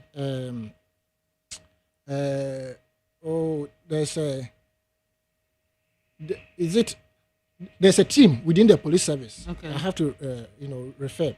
The police management board. Yohono Nkrofo de omo ye adwuma to combat crime. When he was appointed as deputy IGP in charge of operations, he started contacting those people because they had worked under him. He knew their expertise and loyalty and experience. Until when he was gathering his list from the various regions, and na obimo eliki to IG say, "Uni pa frɛ ha sɛ ohia so machine ne bɛyɛ adwuma." Ɛno na ɛkɔfa asɛmba ya ɛma yɛ status transfer nkrofo na not person no mo yɛ adwuma. Into this particular one, we ni bibia 31. And be on a president transfer. And this one, interior minister must be involved. And even defense minister, they must all have a copy to, as it were, look at. And it could even not have come from the president. A president not suggested. Probably the interior minister not suggested to president say, I wish I could get this woman in my ministry. Into a BBS strange crowd. The IGP is still in charge. Nothing untoward has happened. And I want to believe, say, very soon, something I think on City News or something, I don't know how far that is true, about the regional PRs being reignited for them to do their work. I need to confirm it before I can talk about it. But he has set the motion, the ball rolling. And so, in consultation with anybody who matters, I'm sure, say, we expect a lot from him. A lot. Ensuring the police welfare is taken care of. A lot ensuring promotions are abon for nunti or mujina so say no mom dampare no or be making sure so be a benya ne dia fata pepepe. Mama ade ba ko say so say the jubilation by the police personnel is not the fact say omonya a new IGP. In fact, what they had gone through under dampare, they never cared who came. So it's not about Yohuno. It was about the fact, say, the person who has allegedly supervised over serious issues a border on the regression of the police service. And no one or more, sense of jubilation. Okay. Yes, Ura Yohuno Abano. They said the member can buy the bottage and one the boba. So, Oman and Indaho. He should not allow himself to be manipulated by anybody within the service or outside. Because it is when they have gone to a position and they have started air kasa. Nti anka nekra topics nkropo na kan say ye beka bibi about the first school feeding no. I say yakobo man panyina mane I was me nam kan yeso manka ne no no nti yes politics, that is how it is. I wish we never extended it into the security architecture, but because of the fact that president is solely in charge of appointing these heads of institutions, he has a hand in it, and people from the various sectors can advise. In fact, defense can also advise presidents. Information sɛ na manya wɔ asumasi nti ebe better say bia wo de ne be ba ha ama na be boa me in this direction nti ma me enye difficult enye strange at all. Okay. Na na do ye bi Dampare, he was reassigned to the same ministry as Mamiti wa Ekon. It happened. So I don't have any problem say bia president reassign you be. But as to say bia president no appointed IG. It's here bia or make there certain appointments or no bedi hu komo anase or the babetu when before the announcement will be made or something. But we know as what can we then quickly you sign back to then I get you, but you see where you sit right now. So your elevator near say your elevator will be a mechanic say who will you like to work with? They believe that you are competent in your elevator. Yeah. Until you must select the people first. Until say elevator will not say open microphone no be adwuma within the despite media group. Unko father hono ka say many free my adwuma be boa me ana. It means you are incompetent. You must know the people you want to work with. He selected them, say, many A, B, C, D, and the police service is a regimental thing. Okay. You have been selected. Who now your head? To your head, form your team. Okay. I'll bet you know my juma. Okay. Your more position. You don't go back to the president asking him. It is as if you are telling him to select the people for you. Into who was selected for you, now they are quite father. And I'm making. That is the point I'm making. Yes, not necessarily say be a would be say yes. Now they are quite father some confirm person no more Germany. E be an father agree krama what they better want to say for say na me mo ba adwuma. Na e be a na na yakase feed down no advice you say there be o frema the way post to normal social media. Okay. And I said the way post to no e ma yenya a lot more of followers. Exactly. Based on maybe a normal be or the be kan ho and so be church afa into onu mom jinuko ha it is and father into probably it is up to you to tell father say oh ebia nana say memfa fremanko ha into in this case say in free president ho e betumi aba say ajibeka say oh interior minister say anka so and so president say okay let it be but because the backstop on the president it is assumed that there's a reassignment from the presidency that is the whole thing otherwise I was here for 100.9. Me maintain no aso egua. Utieno. Yeah, quickly let's move on the Galamsey fight. Yenyina ubika say yes ye kan Galamsey ho asem enye NPP mampanyi dada Akufo-Addo ebaye ebe ye ne de ene ono teams a form ye no na enye teams ketwa we ba anyeye no de fofora ba sa ekowi achi ese party for na hye Womo etu Galamsey no. This time around, government is so about washane diase etu wana mobia. Na dia ba ko a waye na se waka ho asem revocation of small scale mining licenses which was issued after December 7 election. Wa revoking nyina. Alote. The Galamsey issues no. Menu nyina any adapena ya kan wasem sa ewa and I feel so me effects on our water bodies your forest and sa say ni nkorakra ye usi na say nyina no she say we have to do something about it. In fact, we have to move very fast na yen so ano and I feel so ohwenia I link it because time I meet say 9 of our forests no there are some of the forests are Ghana in pain for I mean I'm referring to the security agencies no they say military and police cannot enter because the people in the forest no are holding dangerous weapons. They say we are so smart say you can't attack them and say hey that's dangerous. And we share near AC in the Sahel region so Mali ni Niger ni Burkina Faso no. Say we must stop some of this because yanhwe ye na say some crop no be able to me any access to our forest no. Also most of you know ammunitions here first keke ento. They do a lot of butter trade. Into this gold ni other diamond ni mano. Na yedi topper. And it's an issue we have to fight and fight very well now, and we have to win the fight. And like we need everybody on board. Now what the only thing I have is saying is 2017 Oracle for the Eba Bemono. Now media coalition was very vibrant. Very vibrant. But as it stands now, I don't see them. I know that some of the media houses no mo kan wasem, especially say about print media here mo piki every expert kan wasem. But the media coalition against Galansino, we should see them again like the way they shouldn't give up. I know say results now APM no because the kind of support amodi buy no probably they were expecting more and better results.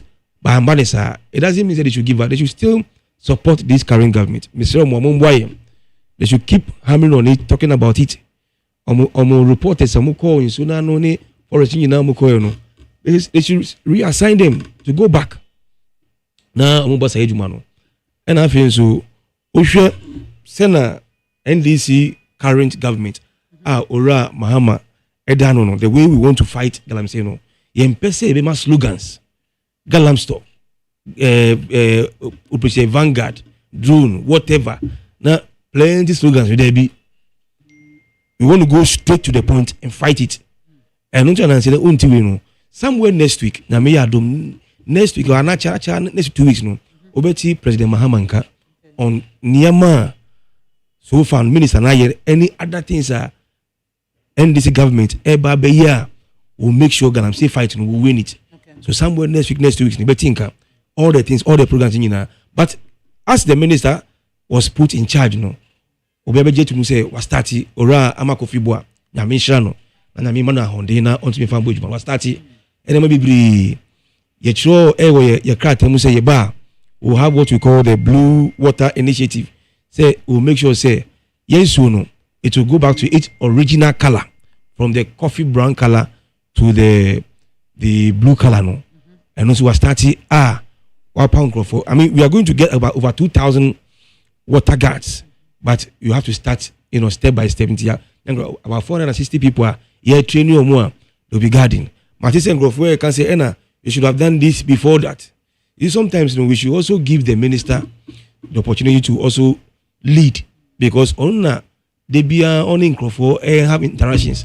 All the CEOs in fighting Galamsey, all the CEOs in the mining sector, all the security agencies, they keep advising every day on behalf of the president. And so the water guard for the air in Tema, we don't know the reason why Oyenisa.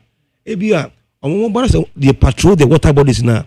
With the other things now, meaning say once we clear because me here was so in the forest, connect to the river. So I understand say probably people are thinking let's stop the forest before. But I be once we have people on the water bodies emotional. Those who are mining in the water bodies, obey to me as I know and also then these things will continue. Just as he commissioned the water gas na and now he say all licenses before you and it's about 2,000 licenses. Before you come to the license, the water guards, blue water guards. According to the minister, they are not going to be given any ammunition. How are they going to patrol? So they are guards. They are guards. Anything America say, minister no any security agencies Juma. The way I know. I'm safe for I know. What they say because soldier for from to face. I know. Now I know. What I'm trying to say is a minister no is open for views and ideas. But America say he's working with security team. He's working with CSOs in that sector. So many groups. And the ideas the idea like the so he's listening and sieving all those things. And blue water guards, they're not going to work alone. Already we have the military and the police patrolling that place. But so say call with those ammunitions, we have the blue water guards at one point. who the police and the military will provide the protection for them.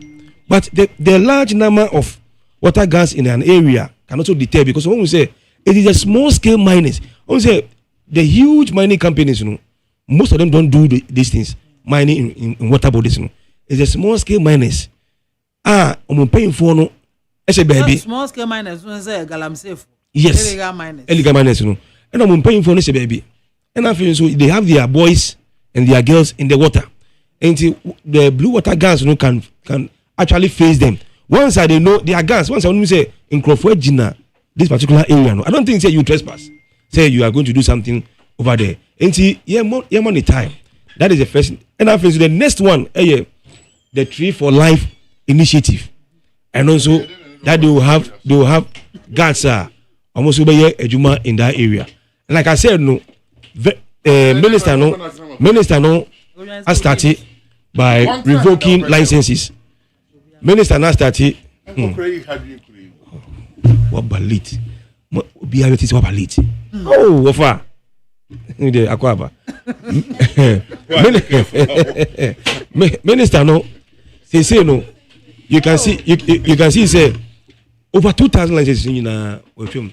I feel so airline na some of the mining companies to be mining in the reserve forest, and so it has been discussed in parliament. Say we are repealing the airline. And see, a lot of things are coming up, and I mean it's on the right path. Majority say especially the media coalition. Until America say in the week or two, president will come now to streamline near akosoni and other things will make sure this particular fighter, we are going to win the fight and win it very well. I think we are on the right path, and we need everybody's support, mommy. Because the devastating effect, NDC, MPP, media person, everybody will have its fair share. So we need to fight. Ghana water. I can say this at particular point they couldn't even refine the water because they will need a huge amount of chemicals. Meaning, how much is in a break it down? And if you don't have the money to buy the chemicals, meaning say you tap no water will flow through it, and we now have to buy water even to bath. Apart from say I know say there be to be top pure water ni bottled water. But we can't get to that point.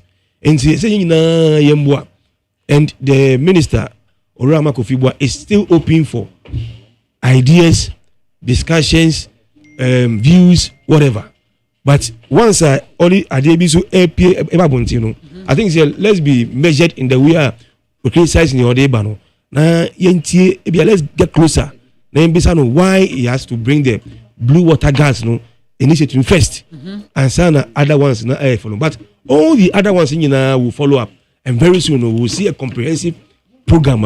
All these things will be inclusive. Okay. Next one, like I said, is the Tree for Life, and also you will launch what activities will reclaim. And I think so reclaiming lands. I just sending also will also come. So we are determined to fight. Okay. To fight this menace and make sure Ghana wins.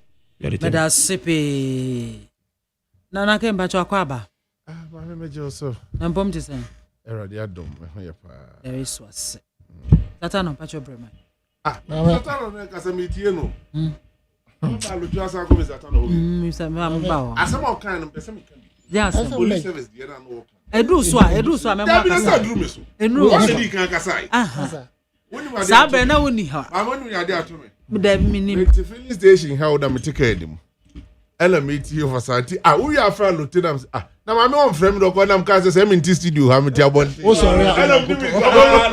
sorry o se me ya kokra ela mba me ka tire na ho se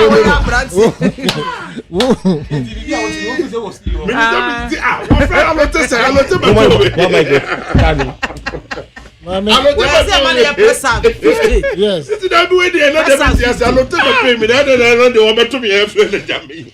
Bajo, Sell me to feeling this. Me film is also a member also. Why? Oh man, me yes I want. Oh, 1 month and first round. It may do time mawa. Then you can put everything together and see. Say me shall see akabana me ye oh waste time no. Mama come the na kan. Ade ben na wo kan. How do any man Japan document we be and who for the free me that so take Japan document. Oh jide wo wi ase fight against galamsey. And the revocation of licenses. Okay. And this in your a Japan document. Yeah, where you are? Mama de kutano no. Where page 7? Na na man nkasa. Where we page 13 de kutano. Page 13. Na document when I tell you that be mama a Japan document the so called Japan document. Ya sane stand on the tray kura. Your microphone is off. E go be use ni the way I will use ni. Ada won the DF Kufu ado. Bajo kasa Mr. Tano. A Japan document. Page 13. Paragraph 5. Or say, I don't know so NDC for copy biana. Or the same thing. Yeah, bet you patch them say better than you can't not okay. In it, you know, or say all licenses issued on or after 1st July 2016 are null and void. Okay. Affected entities should contact the IMCIM from 14th January 2019 for further directives. So Bakaya, this thing is something they had planned already. They needed to implement. And the idea was that in order to ensure, say, because now NDC and Wabem, so they presume some for more mining. Do NDC for. Until we have to realign. And no more moratorium at also for almost 2 years, 2017 to 2018, ho baby. If I say 1.5 years, and I'm for Bobna. Until licenses na ya offer by that a period no everything was revoked into omo revoking nyina omo revoking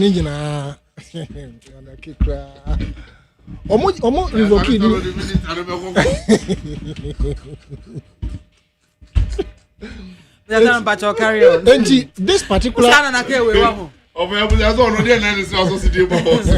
I see a banner. I will show you so. Me, I'm a banner. Sadia, we say a cigar and this revocation of licenses that were issued after a certain date. Idea Esida, right? Do I need the full? Okay. I have absolute confidence because these licenses, they be more than 11 concessions. MPP4, they issued to them before they left office. Now, I must say, I have absolute confidence in Ura Amakufibwa. Say, Obechumia fight, Galamsey. Now, idea bakwa menene nya dwene kra any blue water guards. Madam. Yes, Mame, the blue water guard must be disbanded. It is said they would recruit 2,000 more. That will be on the neck of the taxpayer. It is my hope and advice and proposition that they disbanded this particular blue water guard. It will never work. You see, we have gotten to a point where we should limit human contact in this kind of fight. The people in the bush are armed, number one. Number two, these 460 blue water guard guys will be compromised along the line. Even military were compromised. How much more people who are not even armed? Mame, what is the mandate of the blue water guards? They are saying that they will patrol the water and then more or less act as informants. Mame, the condition of these blue water guards, a time will come where the miners would identify a lot of them. Timame oteha, naso bi ama umomo su 5,000. Omo kwa obeka, uko hu obeka. And I have said it and I want to repeat myself. Boko Haram fight has been difficult because the stakeholders are inside the military and the police service within Nigeria. Until a down makers or taking action, not informant within the same security architecture, no more informal, no more journey. But if we take a decisive action, say, why would you allow what you describe as blue water guard when indeed these same blue water guards are being trained by the Naval Command. And if it is the Naval Command who is training the blue water guard, why don't you dare use the blue water the Naval Command to fight the Galamsey? Why would you go outside the remit of the Naval Command or the military to go and fight Galamsey? Mami, if we do not look at the Galamsey aspect as Mamen Kasa. You see, if you don't, it doesn't matter. They understand what I've said. I understand it. What they won't hear, I will repeat. Don't worry yourself. A slip of tongue. Yes.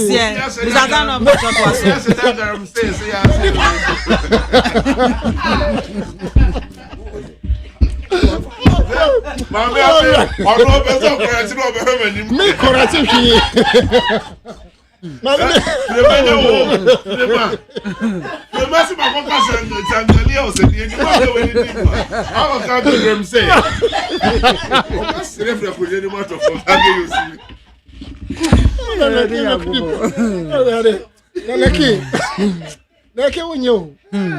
Okay, the media or the be yameno. Yo, matching. Now, add piece of them, which we banana, the actually about they say, hey, mommy, if we don't look at the Galamsey, oh, then okay, who crapple, oh.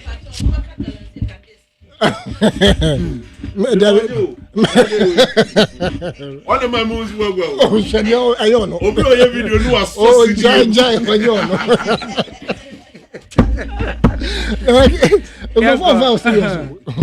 Mama will be a testimony in Kao say, and that grim say. Oh, right, and okay. Say, yeah, I'm saying no. Okay. Oh, that's all. Grimson, Mommy, if we don't look at it as a terrorist attack on us, we can never fight the system. In the sense to say, when America, Osama bin Laden, even at that time, 2004-8, thereabout, they limited the human contact. But what the strategy that they used was that they used AI. And at the time, AI trained too much as we are hearing it now. What happened was that they sat in their headquarters. They deployed only 24. And even I would not say only, just one person. No. They were going to look for one person to kill. They deployed 24 Navy SEAL personnel. And not just Navy SEAL personnel, they were fully armed to the teeth. They had 2 Tomahawks, helicopters. But before then, on that drone, I surveyed area for several months. I will say, yes, this is the location of Osama bin Laden. So what happened? After the drone surveyed and realized that, yes, BBR center controls and control no, they now had to zoom on them. But why did they use 2 Tomahawk helicopters? Because anything could happen. And so one of the helicopters crashed when the people had to, as it were, parachute into the house. It means that they had a backup. One person, 24 Navy SEAL personnel. And they zoomed in on him and they finished him. Now we have such a situation that is destroying our nature. Now, sorry, they don't have any expertise. Then at the same time, we will deploy people from the country to go and keep peace somewhere. Why don't you use the people, military and the Naval Command, to descend on them with brute force, to get rid of them? You can never say the people in the Galamsey field, no matter how armed they are, can never be stronger than the state security architecture. So, the Nipa contact we should move away from there. Anyashi, report say they had developed systems. Who bet me at Accra office? Now what to me who so obi every green belt green red zone. Why don't we implement those things? His Excellency John Dramani Mahama in his campaign promise, he says when I come we will use AI. So where from this human contact? AI no. Job for the boys. It is totally wrong. Job for the boys. That is why I'm advising that you should disband it. Minister, if you go that tangent, you will lose the fight. Don't go and kill people's children, no, people's fathers. The soldiers, no. You see, the soldiers must be, I say, you motivate you. Time one station, how much started some kangalam say one way back, no. I proposed, say, in my opinion, they should make the Galamsey fight, no, equal to people who live here to go for peacekeeping. Say, omukwa ye a certain amount in foreign currency. Enti nkrofo na ye de omuko gu sa enwira no mu forest no in tuntum ho with people who are armed, you know. They should motivate them by paying them a certain amount plus insurance. And to say he will not compromise. When he said we are going to fight to save our country, if we can go and help other countries to save their country, why can't we use our people to save ourselves now? Now, what kotisa blue water guards? Say, Minister, no media may say I have confidence in him, but the human contact should be reduced. Okay. We should not even bother to go and train the 2,000 more that you are talking about. It's a waste of human resource, waste of the taxpayers' money. But then, say you can't say the human face and a bed solves our problem. We can never solve it. The military should descend on them. If we have to acquire new equipment, drones and helicopters to descend on them, we should kill them on spot who are in the red zone. And yes, sir, we can't fight it. We cannot sit down for foreigners, Burkina Faso, Malians, whoever. Of course, they are all Africans. But we cannot let them descend on our land and destroy it. Whilst they are keeping it neat. Until we must take the bull by the horn and eliminate the political will. From what is happening now, the MPP is propagating, say, I wouldn't say probably they are lying, but I disagree somehow to a very large extent. In the sense, it could also happen, say, MPP for no almost no more about microphone brain a go on. Almost say yes or more, almost on fighting. Until 2 years last, or Pim say on Becca's every okra. Because one case of movements organizer or no one also, or your friend say, small scale licenses minor. No. Yeah, can't say during the November, December, I say there be Yamayan tour banning and sana. And to say a tour banner we are, not say and farm measures at the back cable by any young two or Pim say or modern measures by good form. Into media, I'm stating it again and again, say the blue water guard is a waste of taxpayers' money. It's a wasted resources and human resources and should be disbanded. Nana came. Mami. Yeah.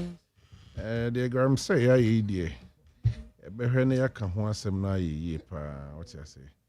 Na mami must here free baby a ofaya. The Indian many abrese mami nka bi nyina.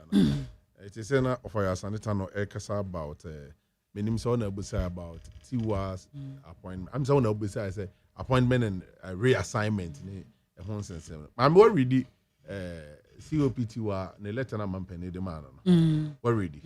What kind will show you so?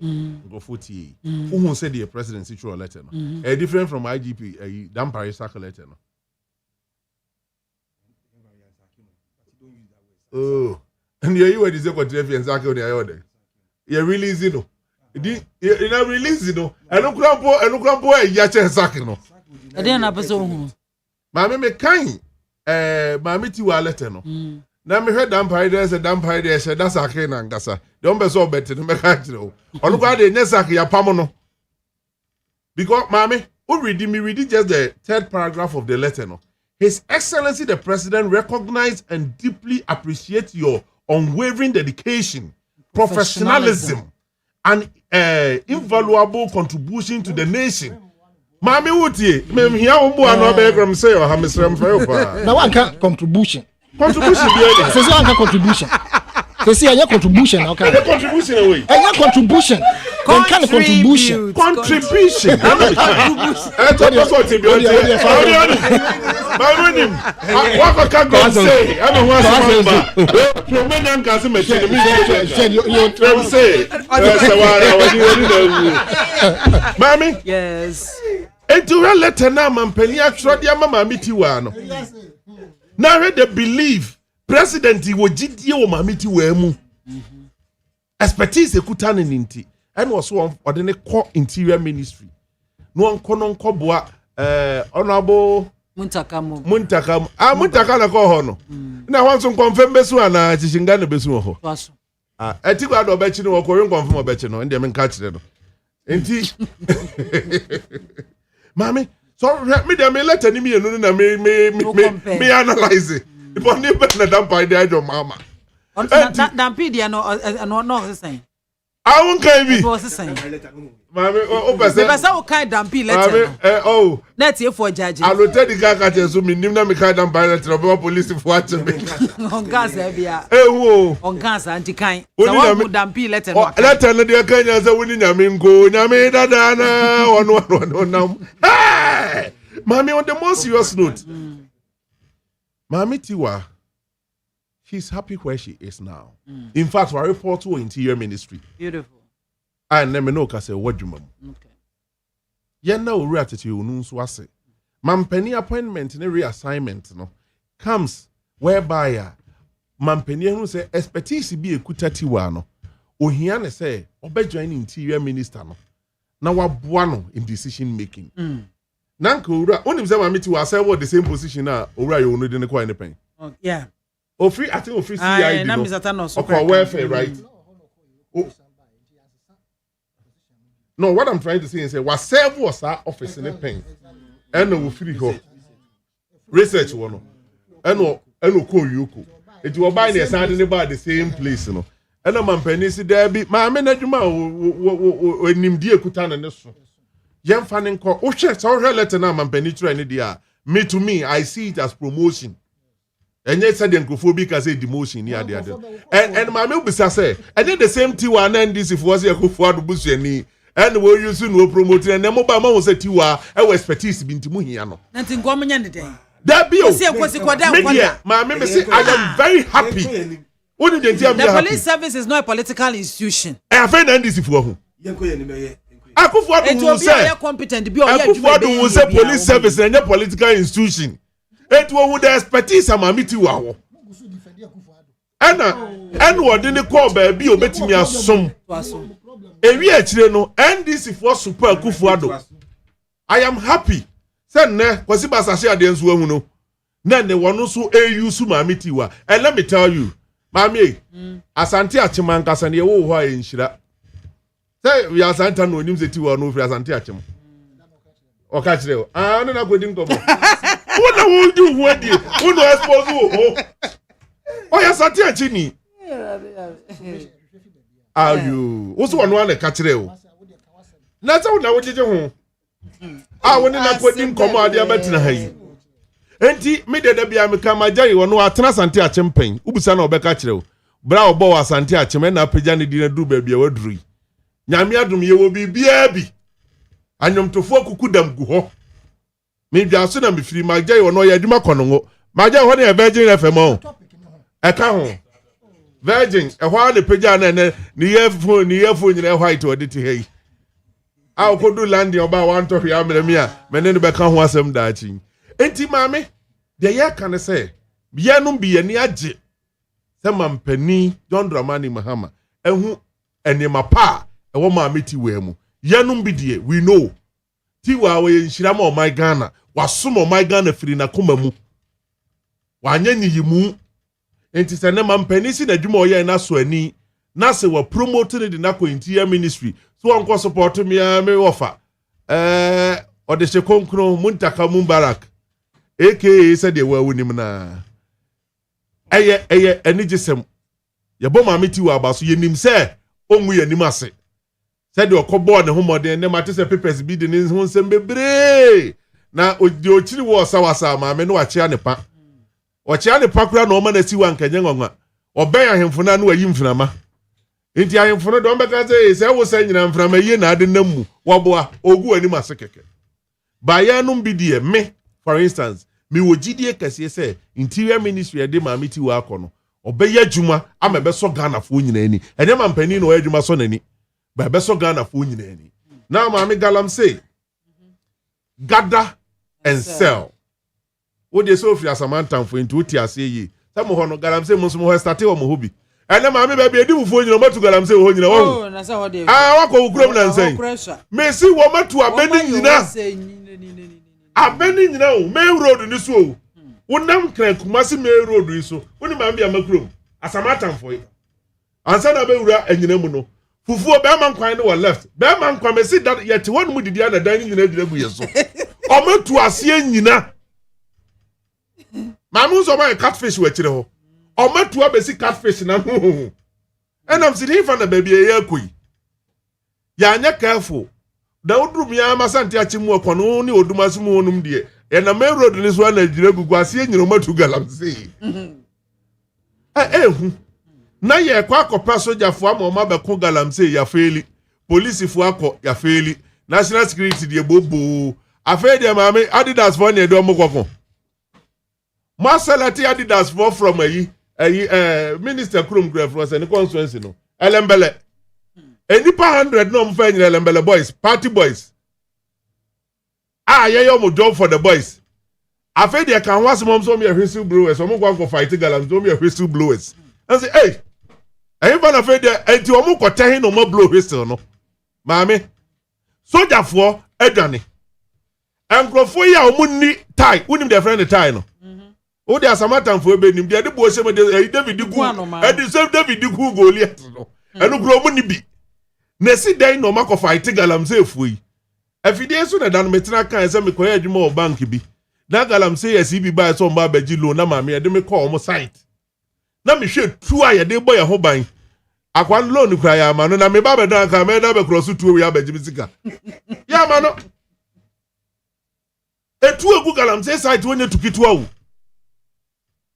we make am ni se me fi akwa na threat message na samba e da no me tia no pani bi test e bi se wo de poso wa na ji mi o mbe so obu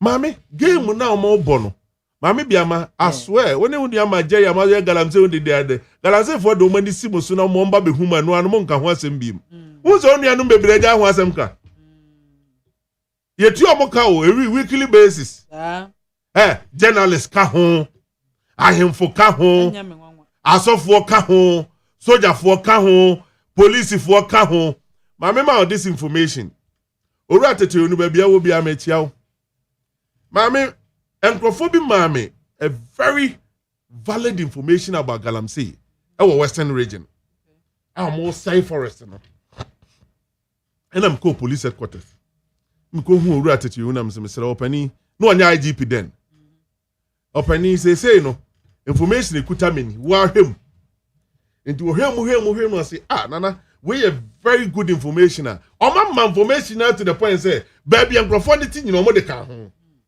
cars o mu use o mu car numbers and also ye wo obi o ye in charge means papa no otie mi a ebi a ne were be ho because my friend to us 2 weeks no on fa me call me o wura ye onu na de number MAAME o and am san call pani no was papa on fa call no and on no afre no sa mama obi afre 2 weeks ni on peke ne call and san no return me call aka tell say no assignment baby and me started say me release information oni ma sama panic catch me money din o say that's all police service that's all o say ye ni mo mu nyina o and I say na ra wo say MAAME o mu ni mo mu nyina nipa ne gusu ye adwuma nya so wajaye o gusu ye na mte na de na mo ya fa ho do kan ya o de abeka ho asema chiri because no so bo na adwuma ho ban and MAAME let me say this enipa satam na NDC for accuse him before say ya na galamsey no this guy happened to be a strong NDC guy nim no me fa ni di ntu abonten because when this guy dey go fight o mo go bondi obesi wu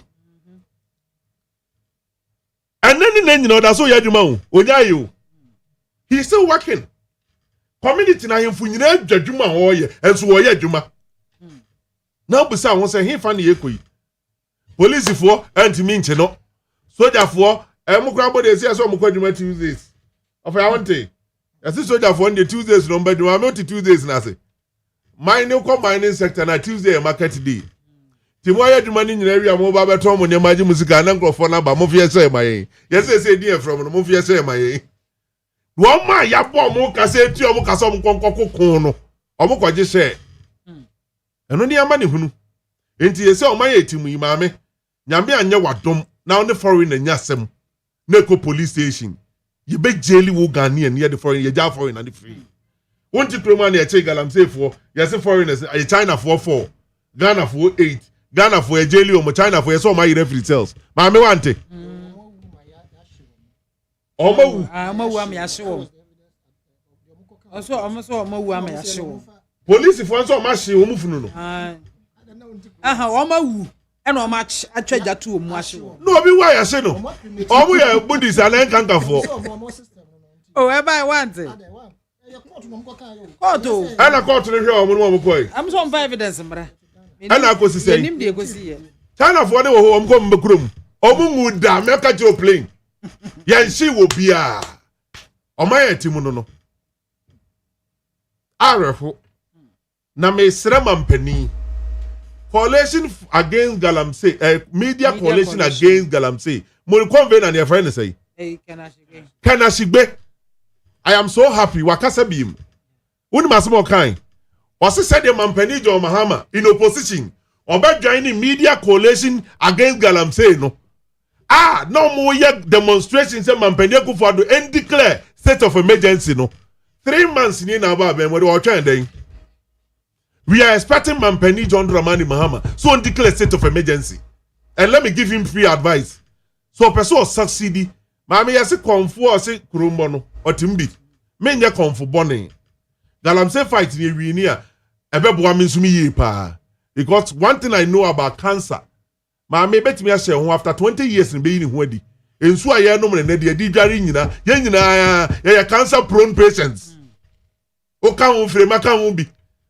Osori asere nkofo asere no ensu a wonum nyina cancer na awego yem no after 20 years nyame enye yadum ye nyina ya de ma mesam dem no mi eni across 40 line ne ya dru 50 nim enti enya 20 kan we say 70 of ya de 21 fanya you go na 74 or the 20 year dey emrante ne yake yaso no efa o sa be 20 kan de weje yo o jide Ma Eduane ado. Mami te do zia ga ti. That's all classmate it was one pair. It was one pair. Enti mami ni hu aye hu ni say. Me no mienu ye ma ye wo mu. Wa hwe oba ba efefe ya am tani ni hye yi. Ni hu ofe yi. Ensu a wo ye nom ne no ebia no mo nom. Wonim so obi atokube. It is food and drugs was for the kube and cry ha kube. Omo taxi yes cyanide, don't press the cyanide. Ewom ye tu Galamsey one cry. And enzima kubeni nyina asay. Banchi na beto so di wo fufuo dia. Bo fufuo dia ne MAAME BIAMAH de benya nya cancer ni bi pe. Po be fufuo. Ni nyina asay. Enti si ewi ni ko na maame mani beje. Enti mampani tie no ntie ne ye. Afutu ode mampani Akufo-Addo no. Onfa sa afutu ni nya dwuma.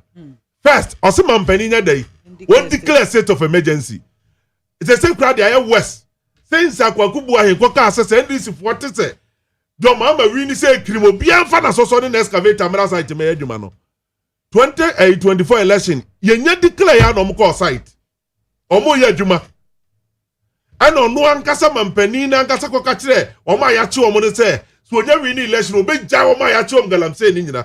Omo so twen se wonja omo. Omo awagya omo dada nso danase. Nemom aka niema mienu on declare state of emergency.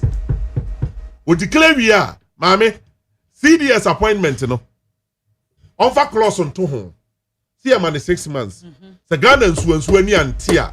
Ye be yi na de nyina dika ye be san prosecute no we nsu ani antia. Maame o wi am me of atete ye wonu. Na appointment no. Once I try another letter come no. Okay. Say 6 months probation. Ye dey ma no. Obesi na de ma no. We so no kwa o tratu o. Me ama wo say amfa. Obesi na de ma no maame yi.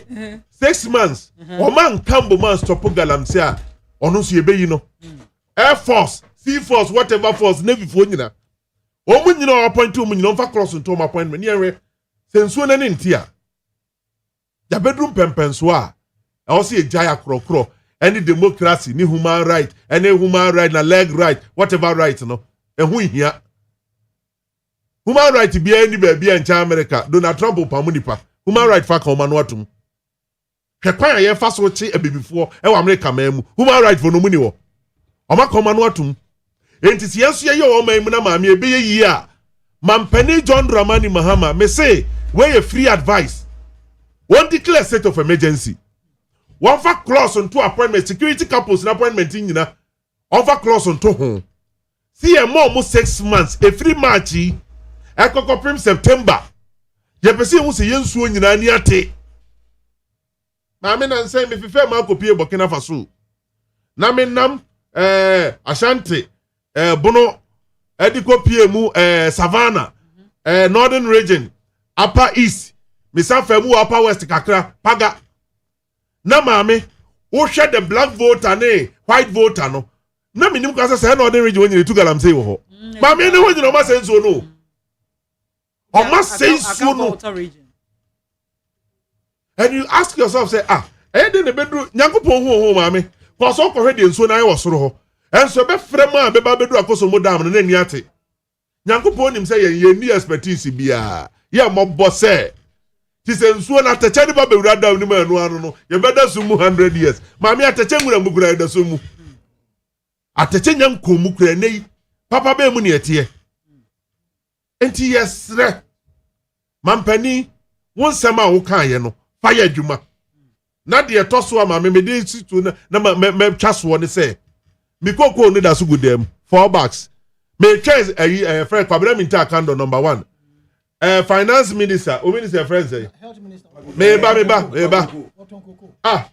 na no ntongo go akando no ntongo go ana no atire ku for go bo and bi ni no apiafo ne yaka say me sere we so minister woni yanim no unko cocoa price 6,000 ni maye owi unko finance minister ho so betimi kra to ma abrosa oh dear ye van 36 no o se e ka wo ho e wo se aka no maame nam ka se mampani dada ajo maama nsa na obedi mampani o say I've learned my lessons dom ko tena ncha ma learn ni lessons afi number be mo se ka wo ho Ghana fo ye nimuka ye mpeka semati 2024 asema atofo sen ka tera ye ni say Cocoa Boa as a 2024, not 2025.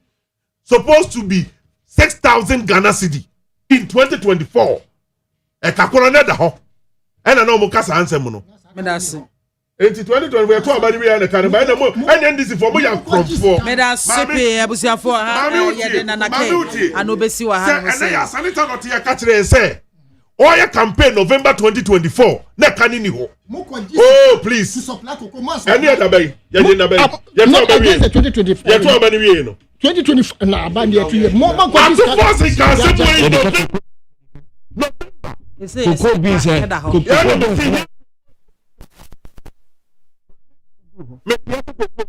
party. Me neka. Me go free obi akoko. Ni aban no so ahunu e wodi won. Enunti na ma anya careful aye nyina de koko di bua. So akwa be say yembo. So akwa na ye say yembo. Aka tire yen say. Now NDC have told you they are scammers. 419 budget no kan. IGP atiwo. Oh. Cote d'Ivoire. Me chiwo kwa. Ene Cote d'Ivoire kwa. Na da me yama de no go eva me yam nam de ka go ma me me de eva ho be. Because say munu Mami kata 2024 ye ne twa mu no. Mami. No say to koko no 6,000. Mami so bank on betu mo ba e kada ho. E kada na kufu ado he o de kutu ko 3,000. E kada ho no e be da no matumu ama. E na me kata say kufu ado tu ko 3,000 e kada ho.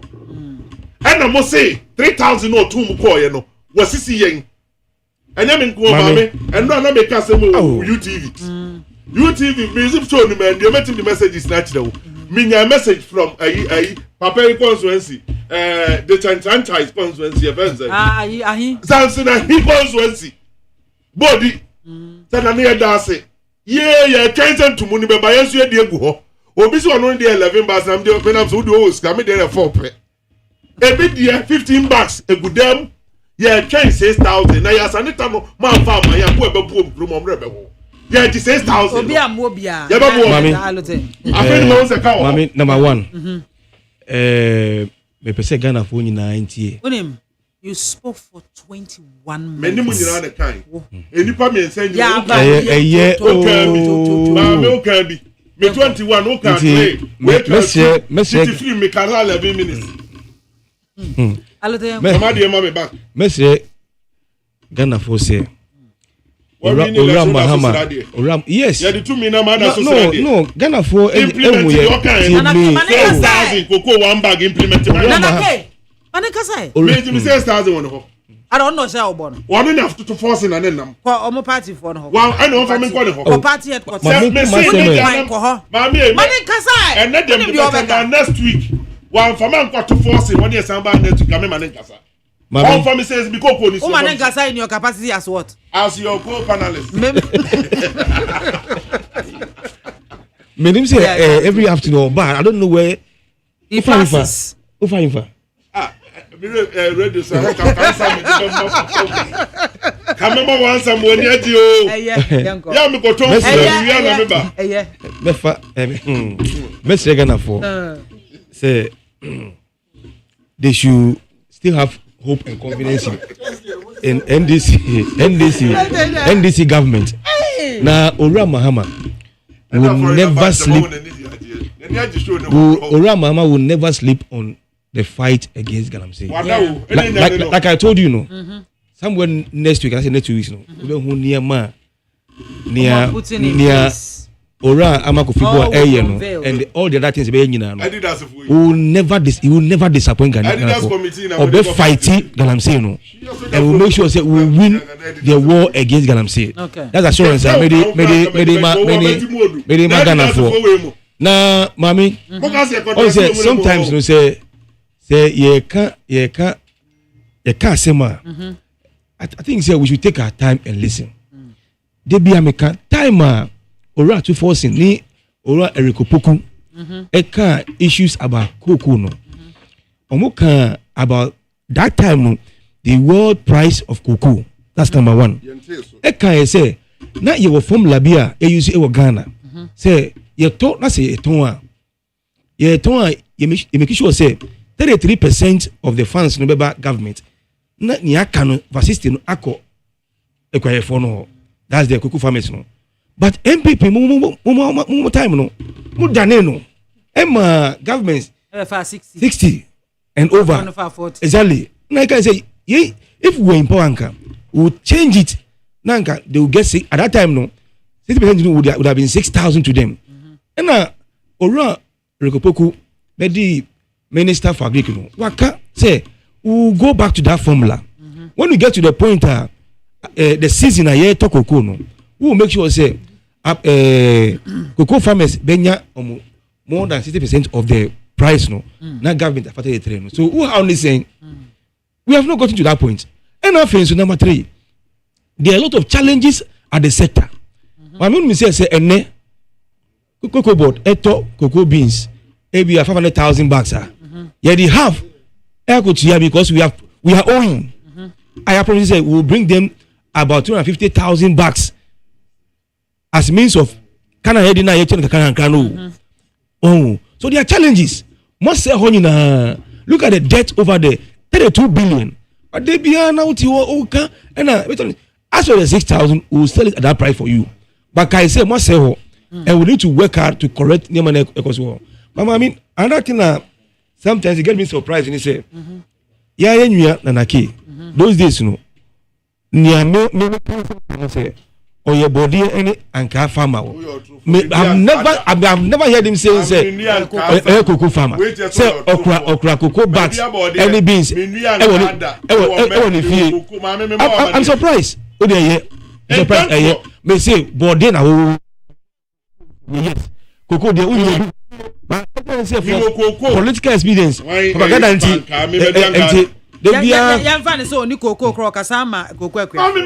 no problem. And America said, you will do it. No problem. And America said, Ora Erikopoku Aka say what be that formula no be juma. And the cocoa farmers will earn more. And I didn't want you cry it will go beyond the 6,000. Let's get there. But baby I say no. My time na nsiesi ho nyina kama emfama Ghana for Ghana for na etu abama Ora Mahama na NDC, and we are here to serve the people of Ghana. Inti ni ade bia o kana kokwa ese no, I don't see the head and tail of ni o kana nyina no ejuma ewo ho, and we are ready to do the work mami and do it very well. Galamsey issue there, like I told you, no Ora Mahama will never sleep on it because your name contractor ye Ghana for assigning and your name the effect of Galamsey on our forest, on our water bodies, on our lands, on the human beings and young crowd for now. after no mobile, we know near Asian, so he will surely solve it, and we will solve it in the grand style. Near you take your time. Near say everybody should come on board. Yes, support it. We need everybody. Okay. We need everybody. Obiambo and I to me and sortie out in info.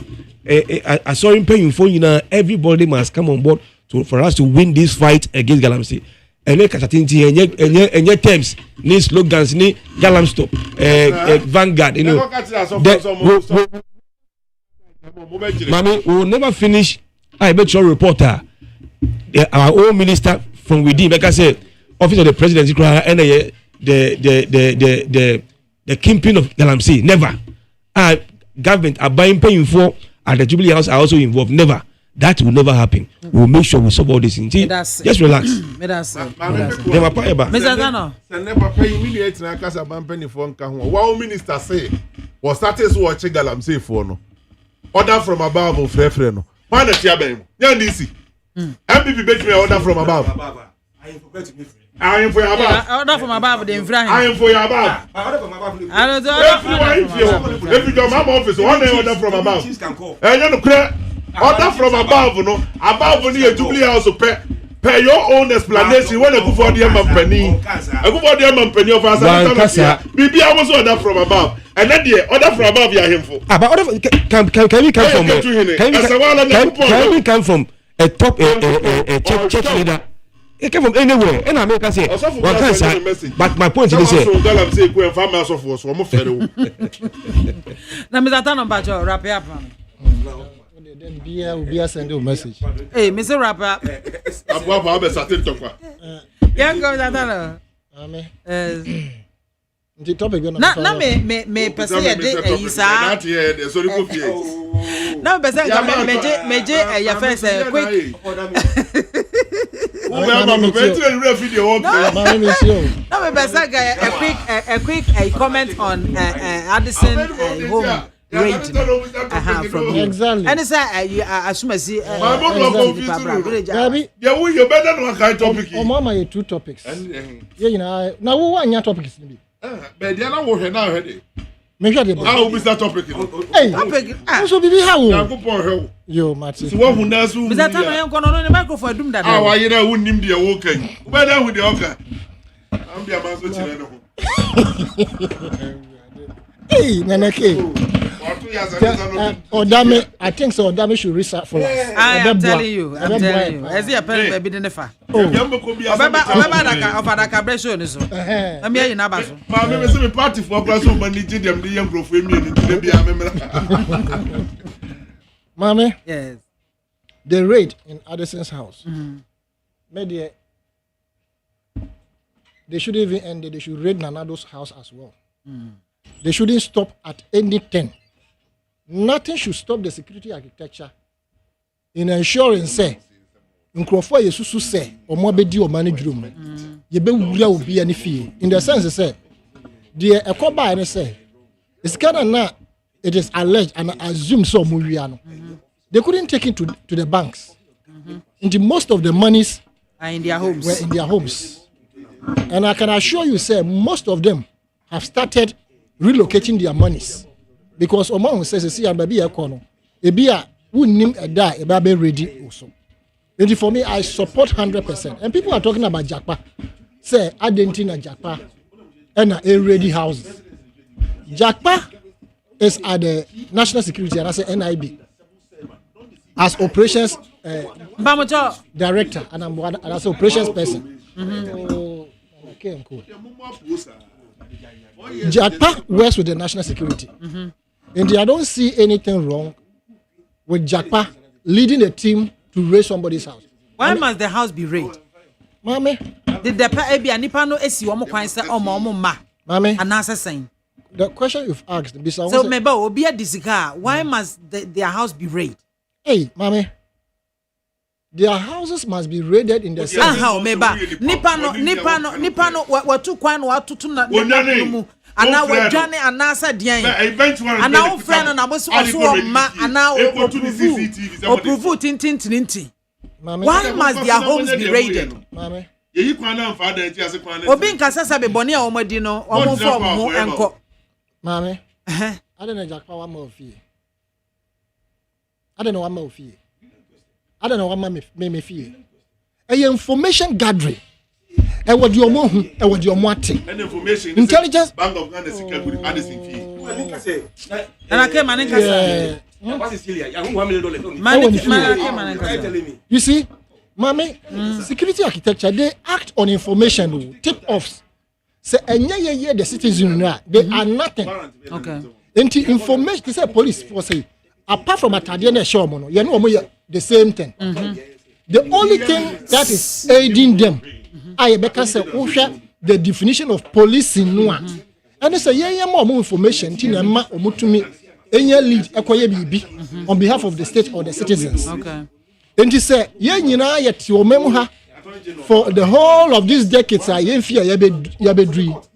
Nasa police in Libya, Nasa national security be Emma who fear.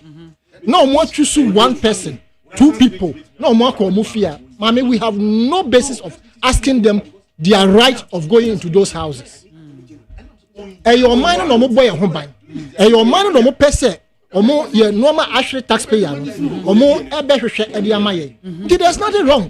Okay, into look, let them rant say jakpa koha for us and some of us we want to ensure say there's periperio in this administration.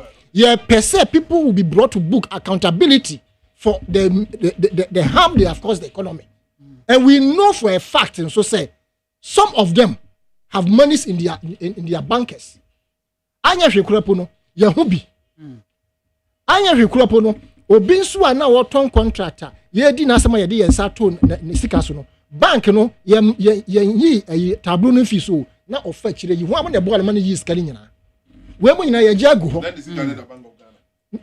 I'm talking about the fact say nkrofo faculty kwaso wi sika enti de ye kan say me I support fully the raiding of the houses. They should extend it to Nana Danko Kufuado's house. Dr. Baumia, anybody who was in government at the time, I said they were the handlers of our pest. We should extend the raiding of the houses to them. Now, they may want to relocate the monies because Nkrofobi at the private jet.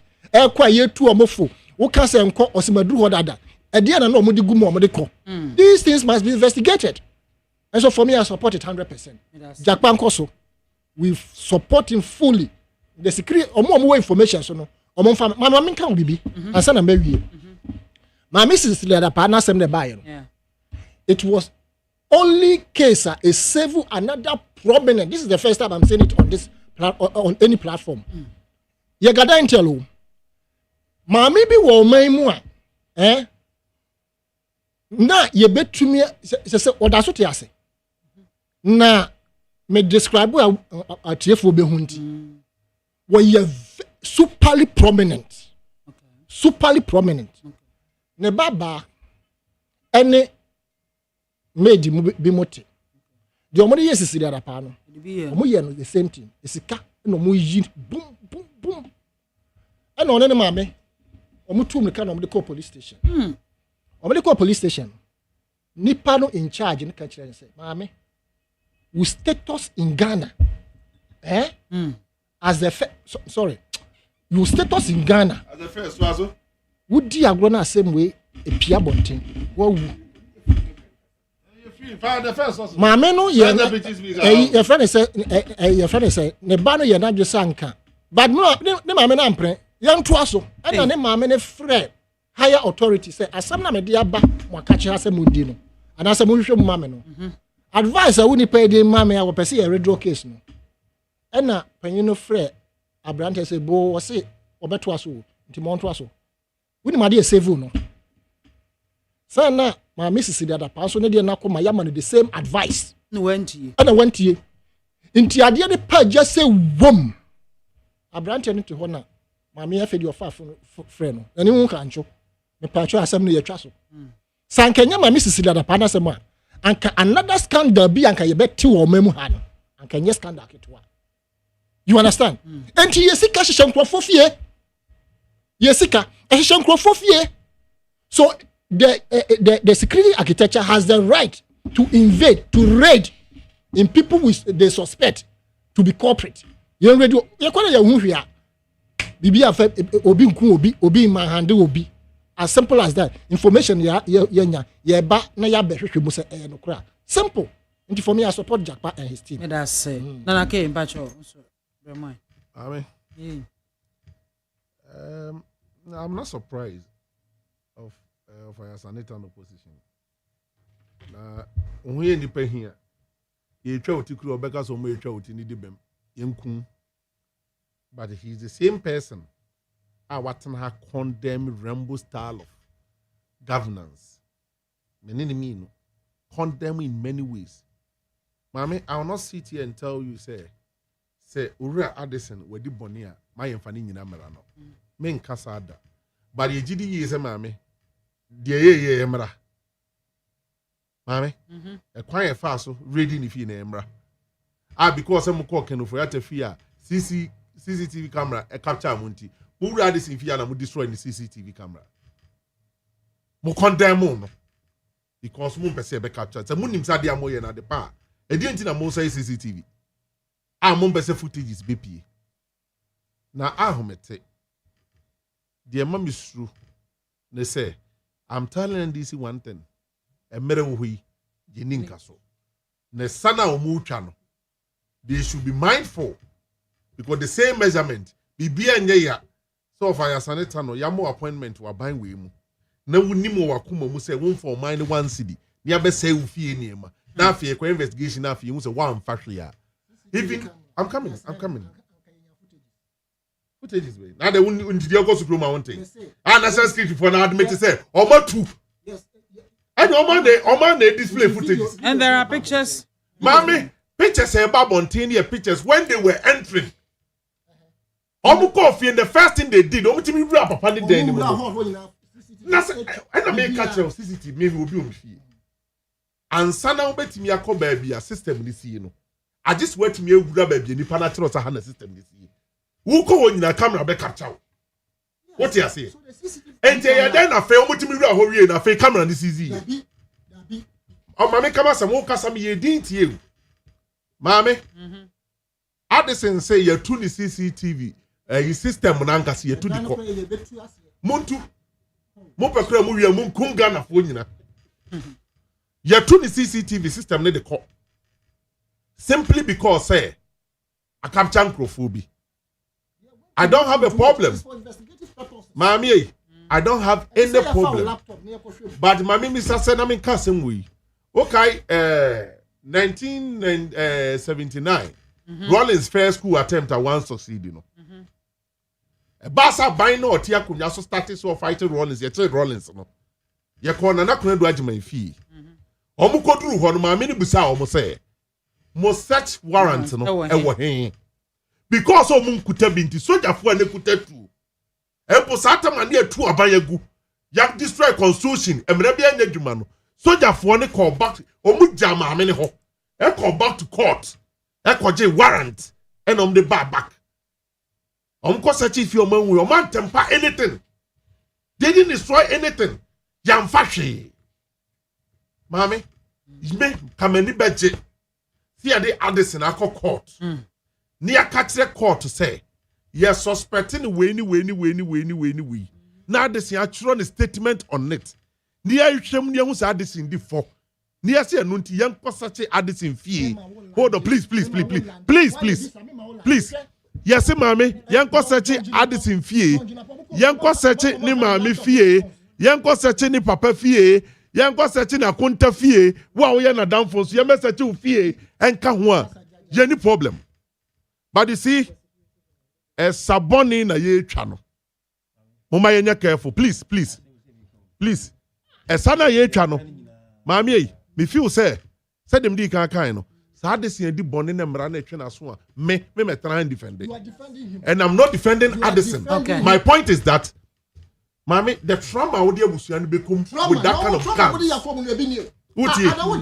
Now would take any part who accuse you won't say charging. Won't say charging. But would the true I could fee. Uncle no, and yes, Uncle Kakachen, so what the bonnet back community means, ain't nearby. Yabania Bessachu fee. Almost at you, Munya. We owe him not such right. Ain't Mamma, the American say, oh, fire, who bet me I can security architecture doesn't owe him. And I'm saying, who bet me I can do okay.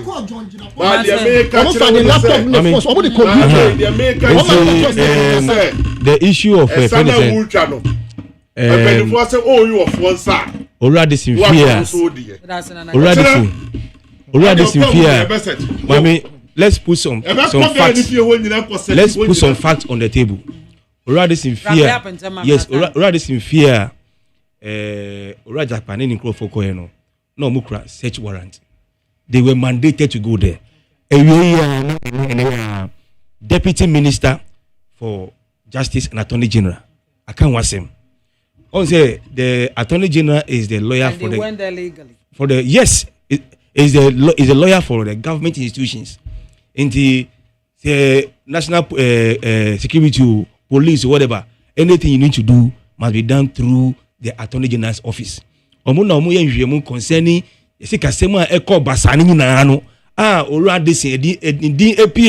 concerning a lot of money. Yes, and no, and I small Munko encope more information for us. On record. Omuko with the warrant. They were mandated to go there. Court warrant. Omuko. And no, yes, I'm telling you, why should I have it? I'm like, no, I mean, you can say, the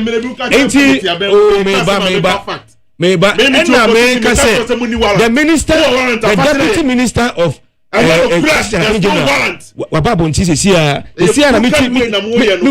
in your news say Okasa. So yeah, point in say, Mami, say Oradison is a seasoned economist, and I feel so on him low cry on some mobile if they had nothing, I don't think say you allow them to enter.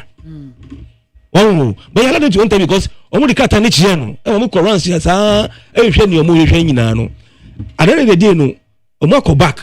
They didn't arrest him at the right time. No, they will invite him. They will invite him to come and answer some questions. In the engineer, you can say,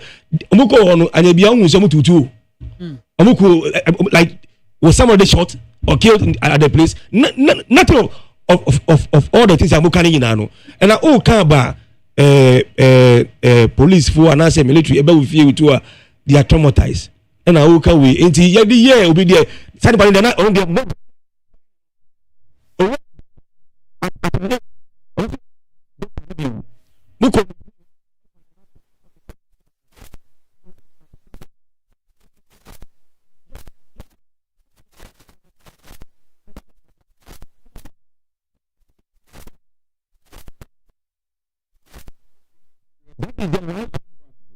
that is the right thing we are doing.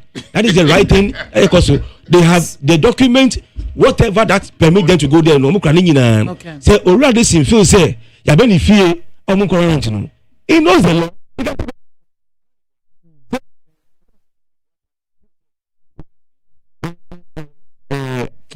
And charging you in terms of declaring one thing. So on the court. Japan go for if you record. So if he thinks that nothing was done right as far as the law is concerned, from few months ago, we can't the court. They were saying it. It's often said something didn't go right. You should go to court. Otherwise, everything was done in the perfect manner. Thank you. Is it carrying the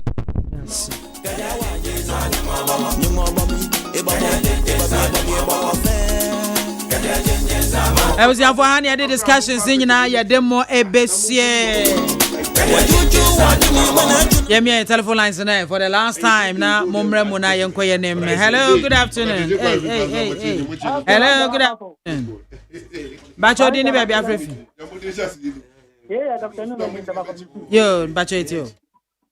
Medase, Insha, Nanake, Brata Badi, Rugamishano, Amisha, Bitakodo, Usutanza, Transpechano, and Honorable Bitawa Kuntin, and Honorable Body, Micho, yes, Vinaba, send a Mokano, Papa, and now Papa, and also Kahudi. I know 7 no say Parodia, oh yeah. na court ben na go na for say o we bibi what I say court one for e two for ma who put out petrol and the court petrol and what you for pair no ga tell say wo bra court one me for say me show wo nyama ba bu mu di mani na cha me bia wo da bia how name for that how go bring home no o di ko to no ga tell say wo di ga to no be sham ya o be ndai and also program was ni bia ira and also be can say Medasi P. Good afternoon. Yeah, Robo, it's you. But I was somewhat cantamanto. But I don't my brain was monitor. Over Tampa or Kumsen or Woman organizer. My main said I mean what do you and MPP 2028 year woman organizer. And a doctor Tawaja Paul, Zumla upon the Panamintano. Mammy Biamah in the bed. Galamsey, and this Yamamu, and yet the exhibit to God. Last week, we call you up because we do, and you know what? I'm going to tell you for you because I'm saying, look, I'm going to send Bayama. I feel like I'm saying, I say, oh, my God, no wonder, everybody. I can say, we don't to the bar, I don't want to. And I say, and this is a bank, or behind what you know to Galamsey. Eradenka Medasi P. Good afternoon. Yo, Yanko. Media Manising and Pamfama Honorable Boniface, Mr. Flip, and Honorable Raoul. Na Kakra Meka Edia Fagalam say issue no Mestre Anna Penny for him for. Any Mabuna Yadia who Asha Galamsey and Semuno. So what to Ghana now do not own my home, you know, Ukro, and June constituency who are on Concoya Ukro Bonnie, or now minor Bonnie. Nasa and sure any Dapadia or more sano, and to empathy that pen and Yanibadawa, I would say, Adia, and yes, a best selling 3 months. And you must not done for no matter by say one punch share and work when you Medasi P. Good afternoon. Good afternoon. If I told you baby Afrifi. You're running Mr. Boat because I'm from Masama. Don't you know Yana Mr. Tano or me didn't who ya you know. I didn't know see a copa with me a fee. I didn't know see a call of Kufuadu fee. Difference as I say what President Mahama. Any President Kufuadu, any President Kufu and Tamuan say President Mahama and power and that's Kitano. They say what this stage you want to say, young Koba or me a fee. I mean, young Casasa, San and Wabaka or percent for Yata Wu, young Casasa. Dana Yanti TSO, Politics in Tinama will no more coso. President Reynolds, national kinds of Danko Buzia for no. Omonya Bayra Raju. And that's something Kwame Nkrumah cry a bony dear and a bray who was a boy Mwasan and no way. Sometimes Uber radio station, I want this own Kwana Sabi. I have Kwanyan when you're better when someone more cano, Yan Kalani is here. So be a bonny. Now your family Kwanso, Akoni Fia. Obia ni Kwanso Bessi Kwan. Because the movie and you know, President runs by an auto train grofone. Samran was Opoku and Kwadi, a moment one Casamran. I didn't know President Ross Hammer who are one to my uncle Rennie. Sat to Honoma, who are year 1979, over Paduco, Esika, Mukosua, Bonnie, who flashed all of you, and that's how they come. The Yasinatan on one thing wants to say at the Maranebu of my Ghana. Medasi P. I was finding a Medina Abesia, so like I said, come yeah, team, my name in one bay discussion. Messiah Sanita no Nana Kojo Eje Yeboa and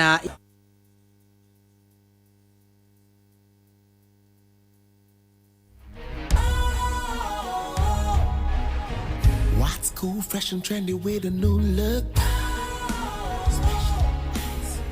Makes you feel real good, that refreshing vibe.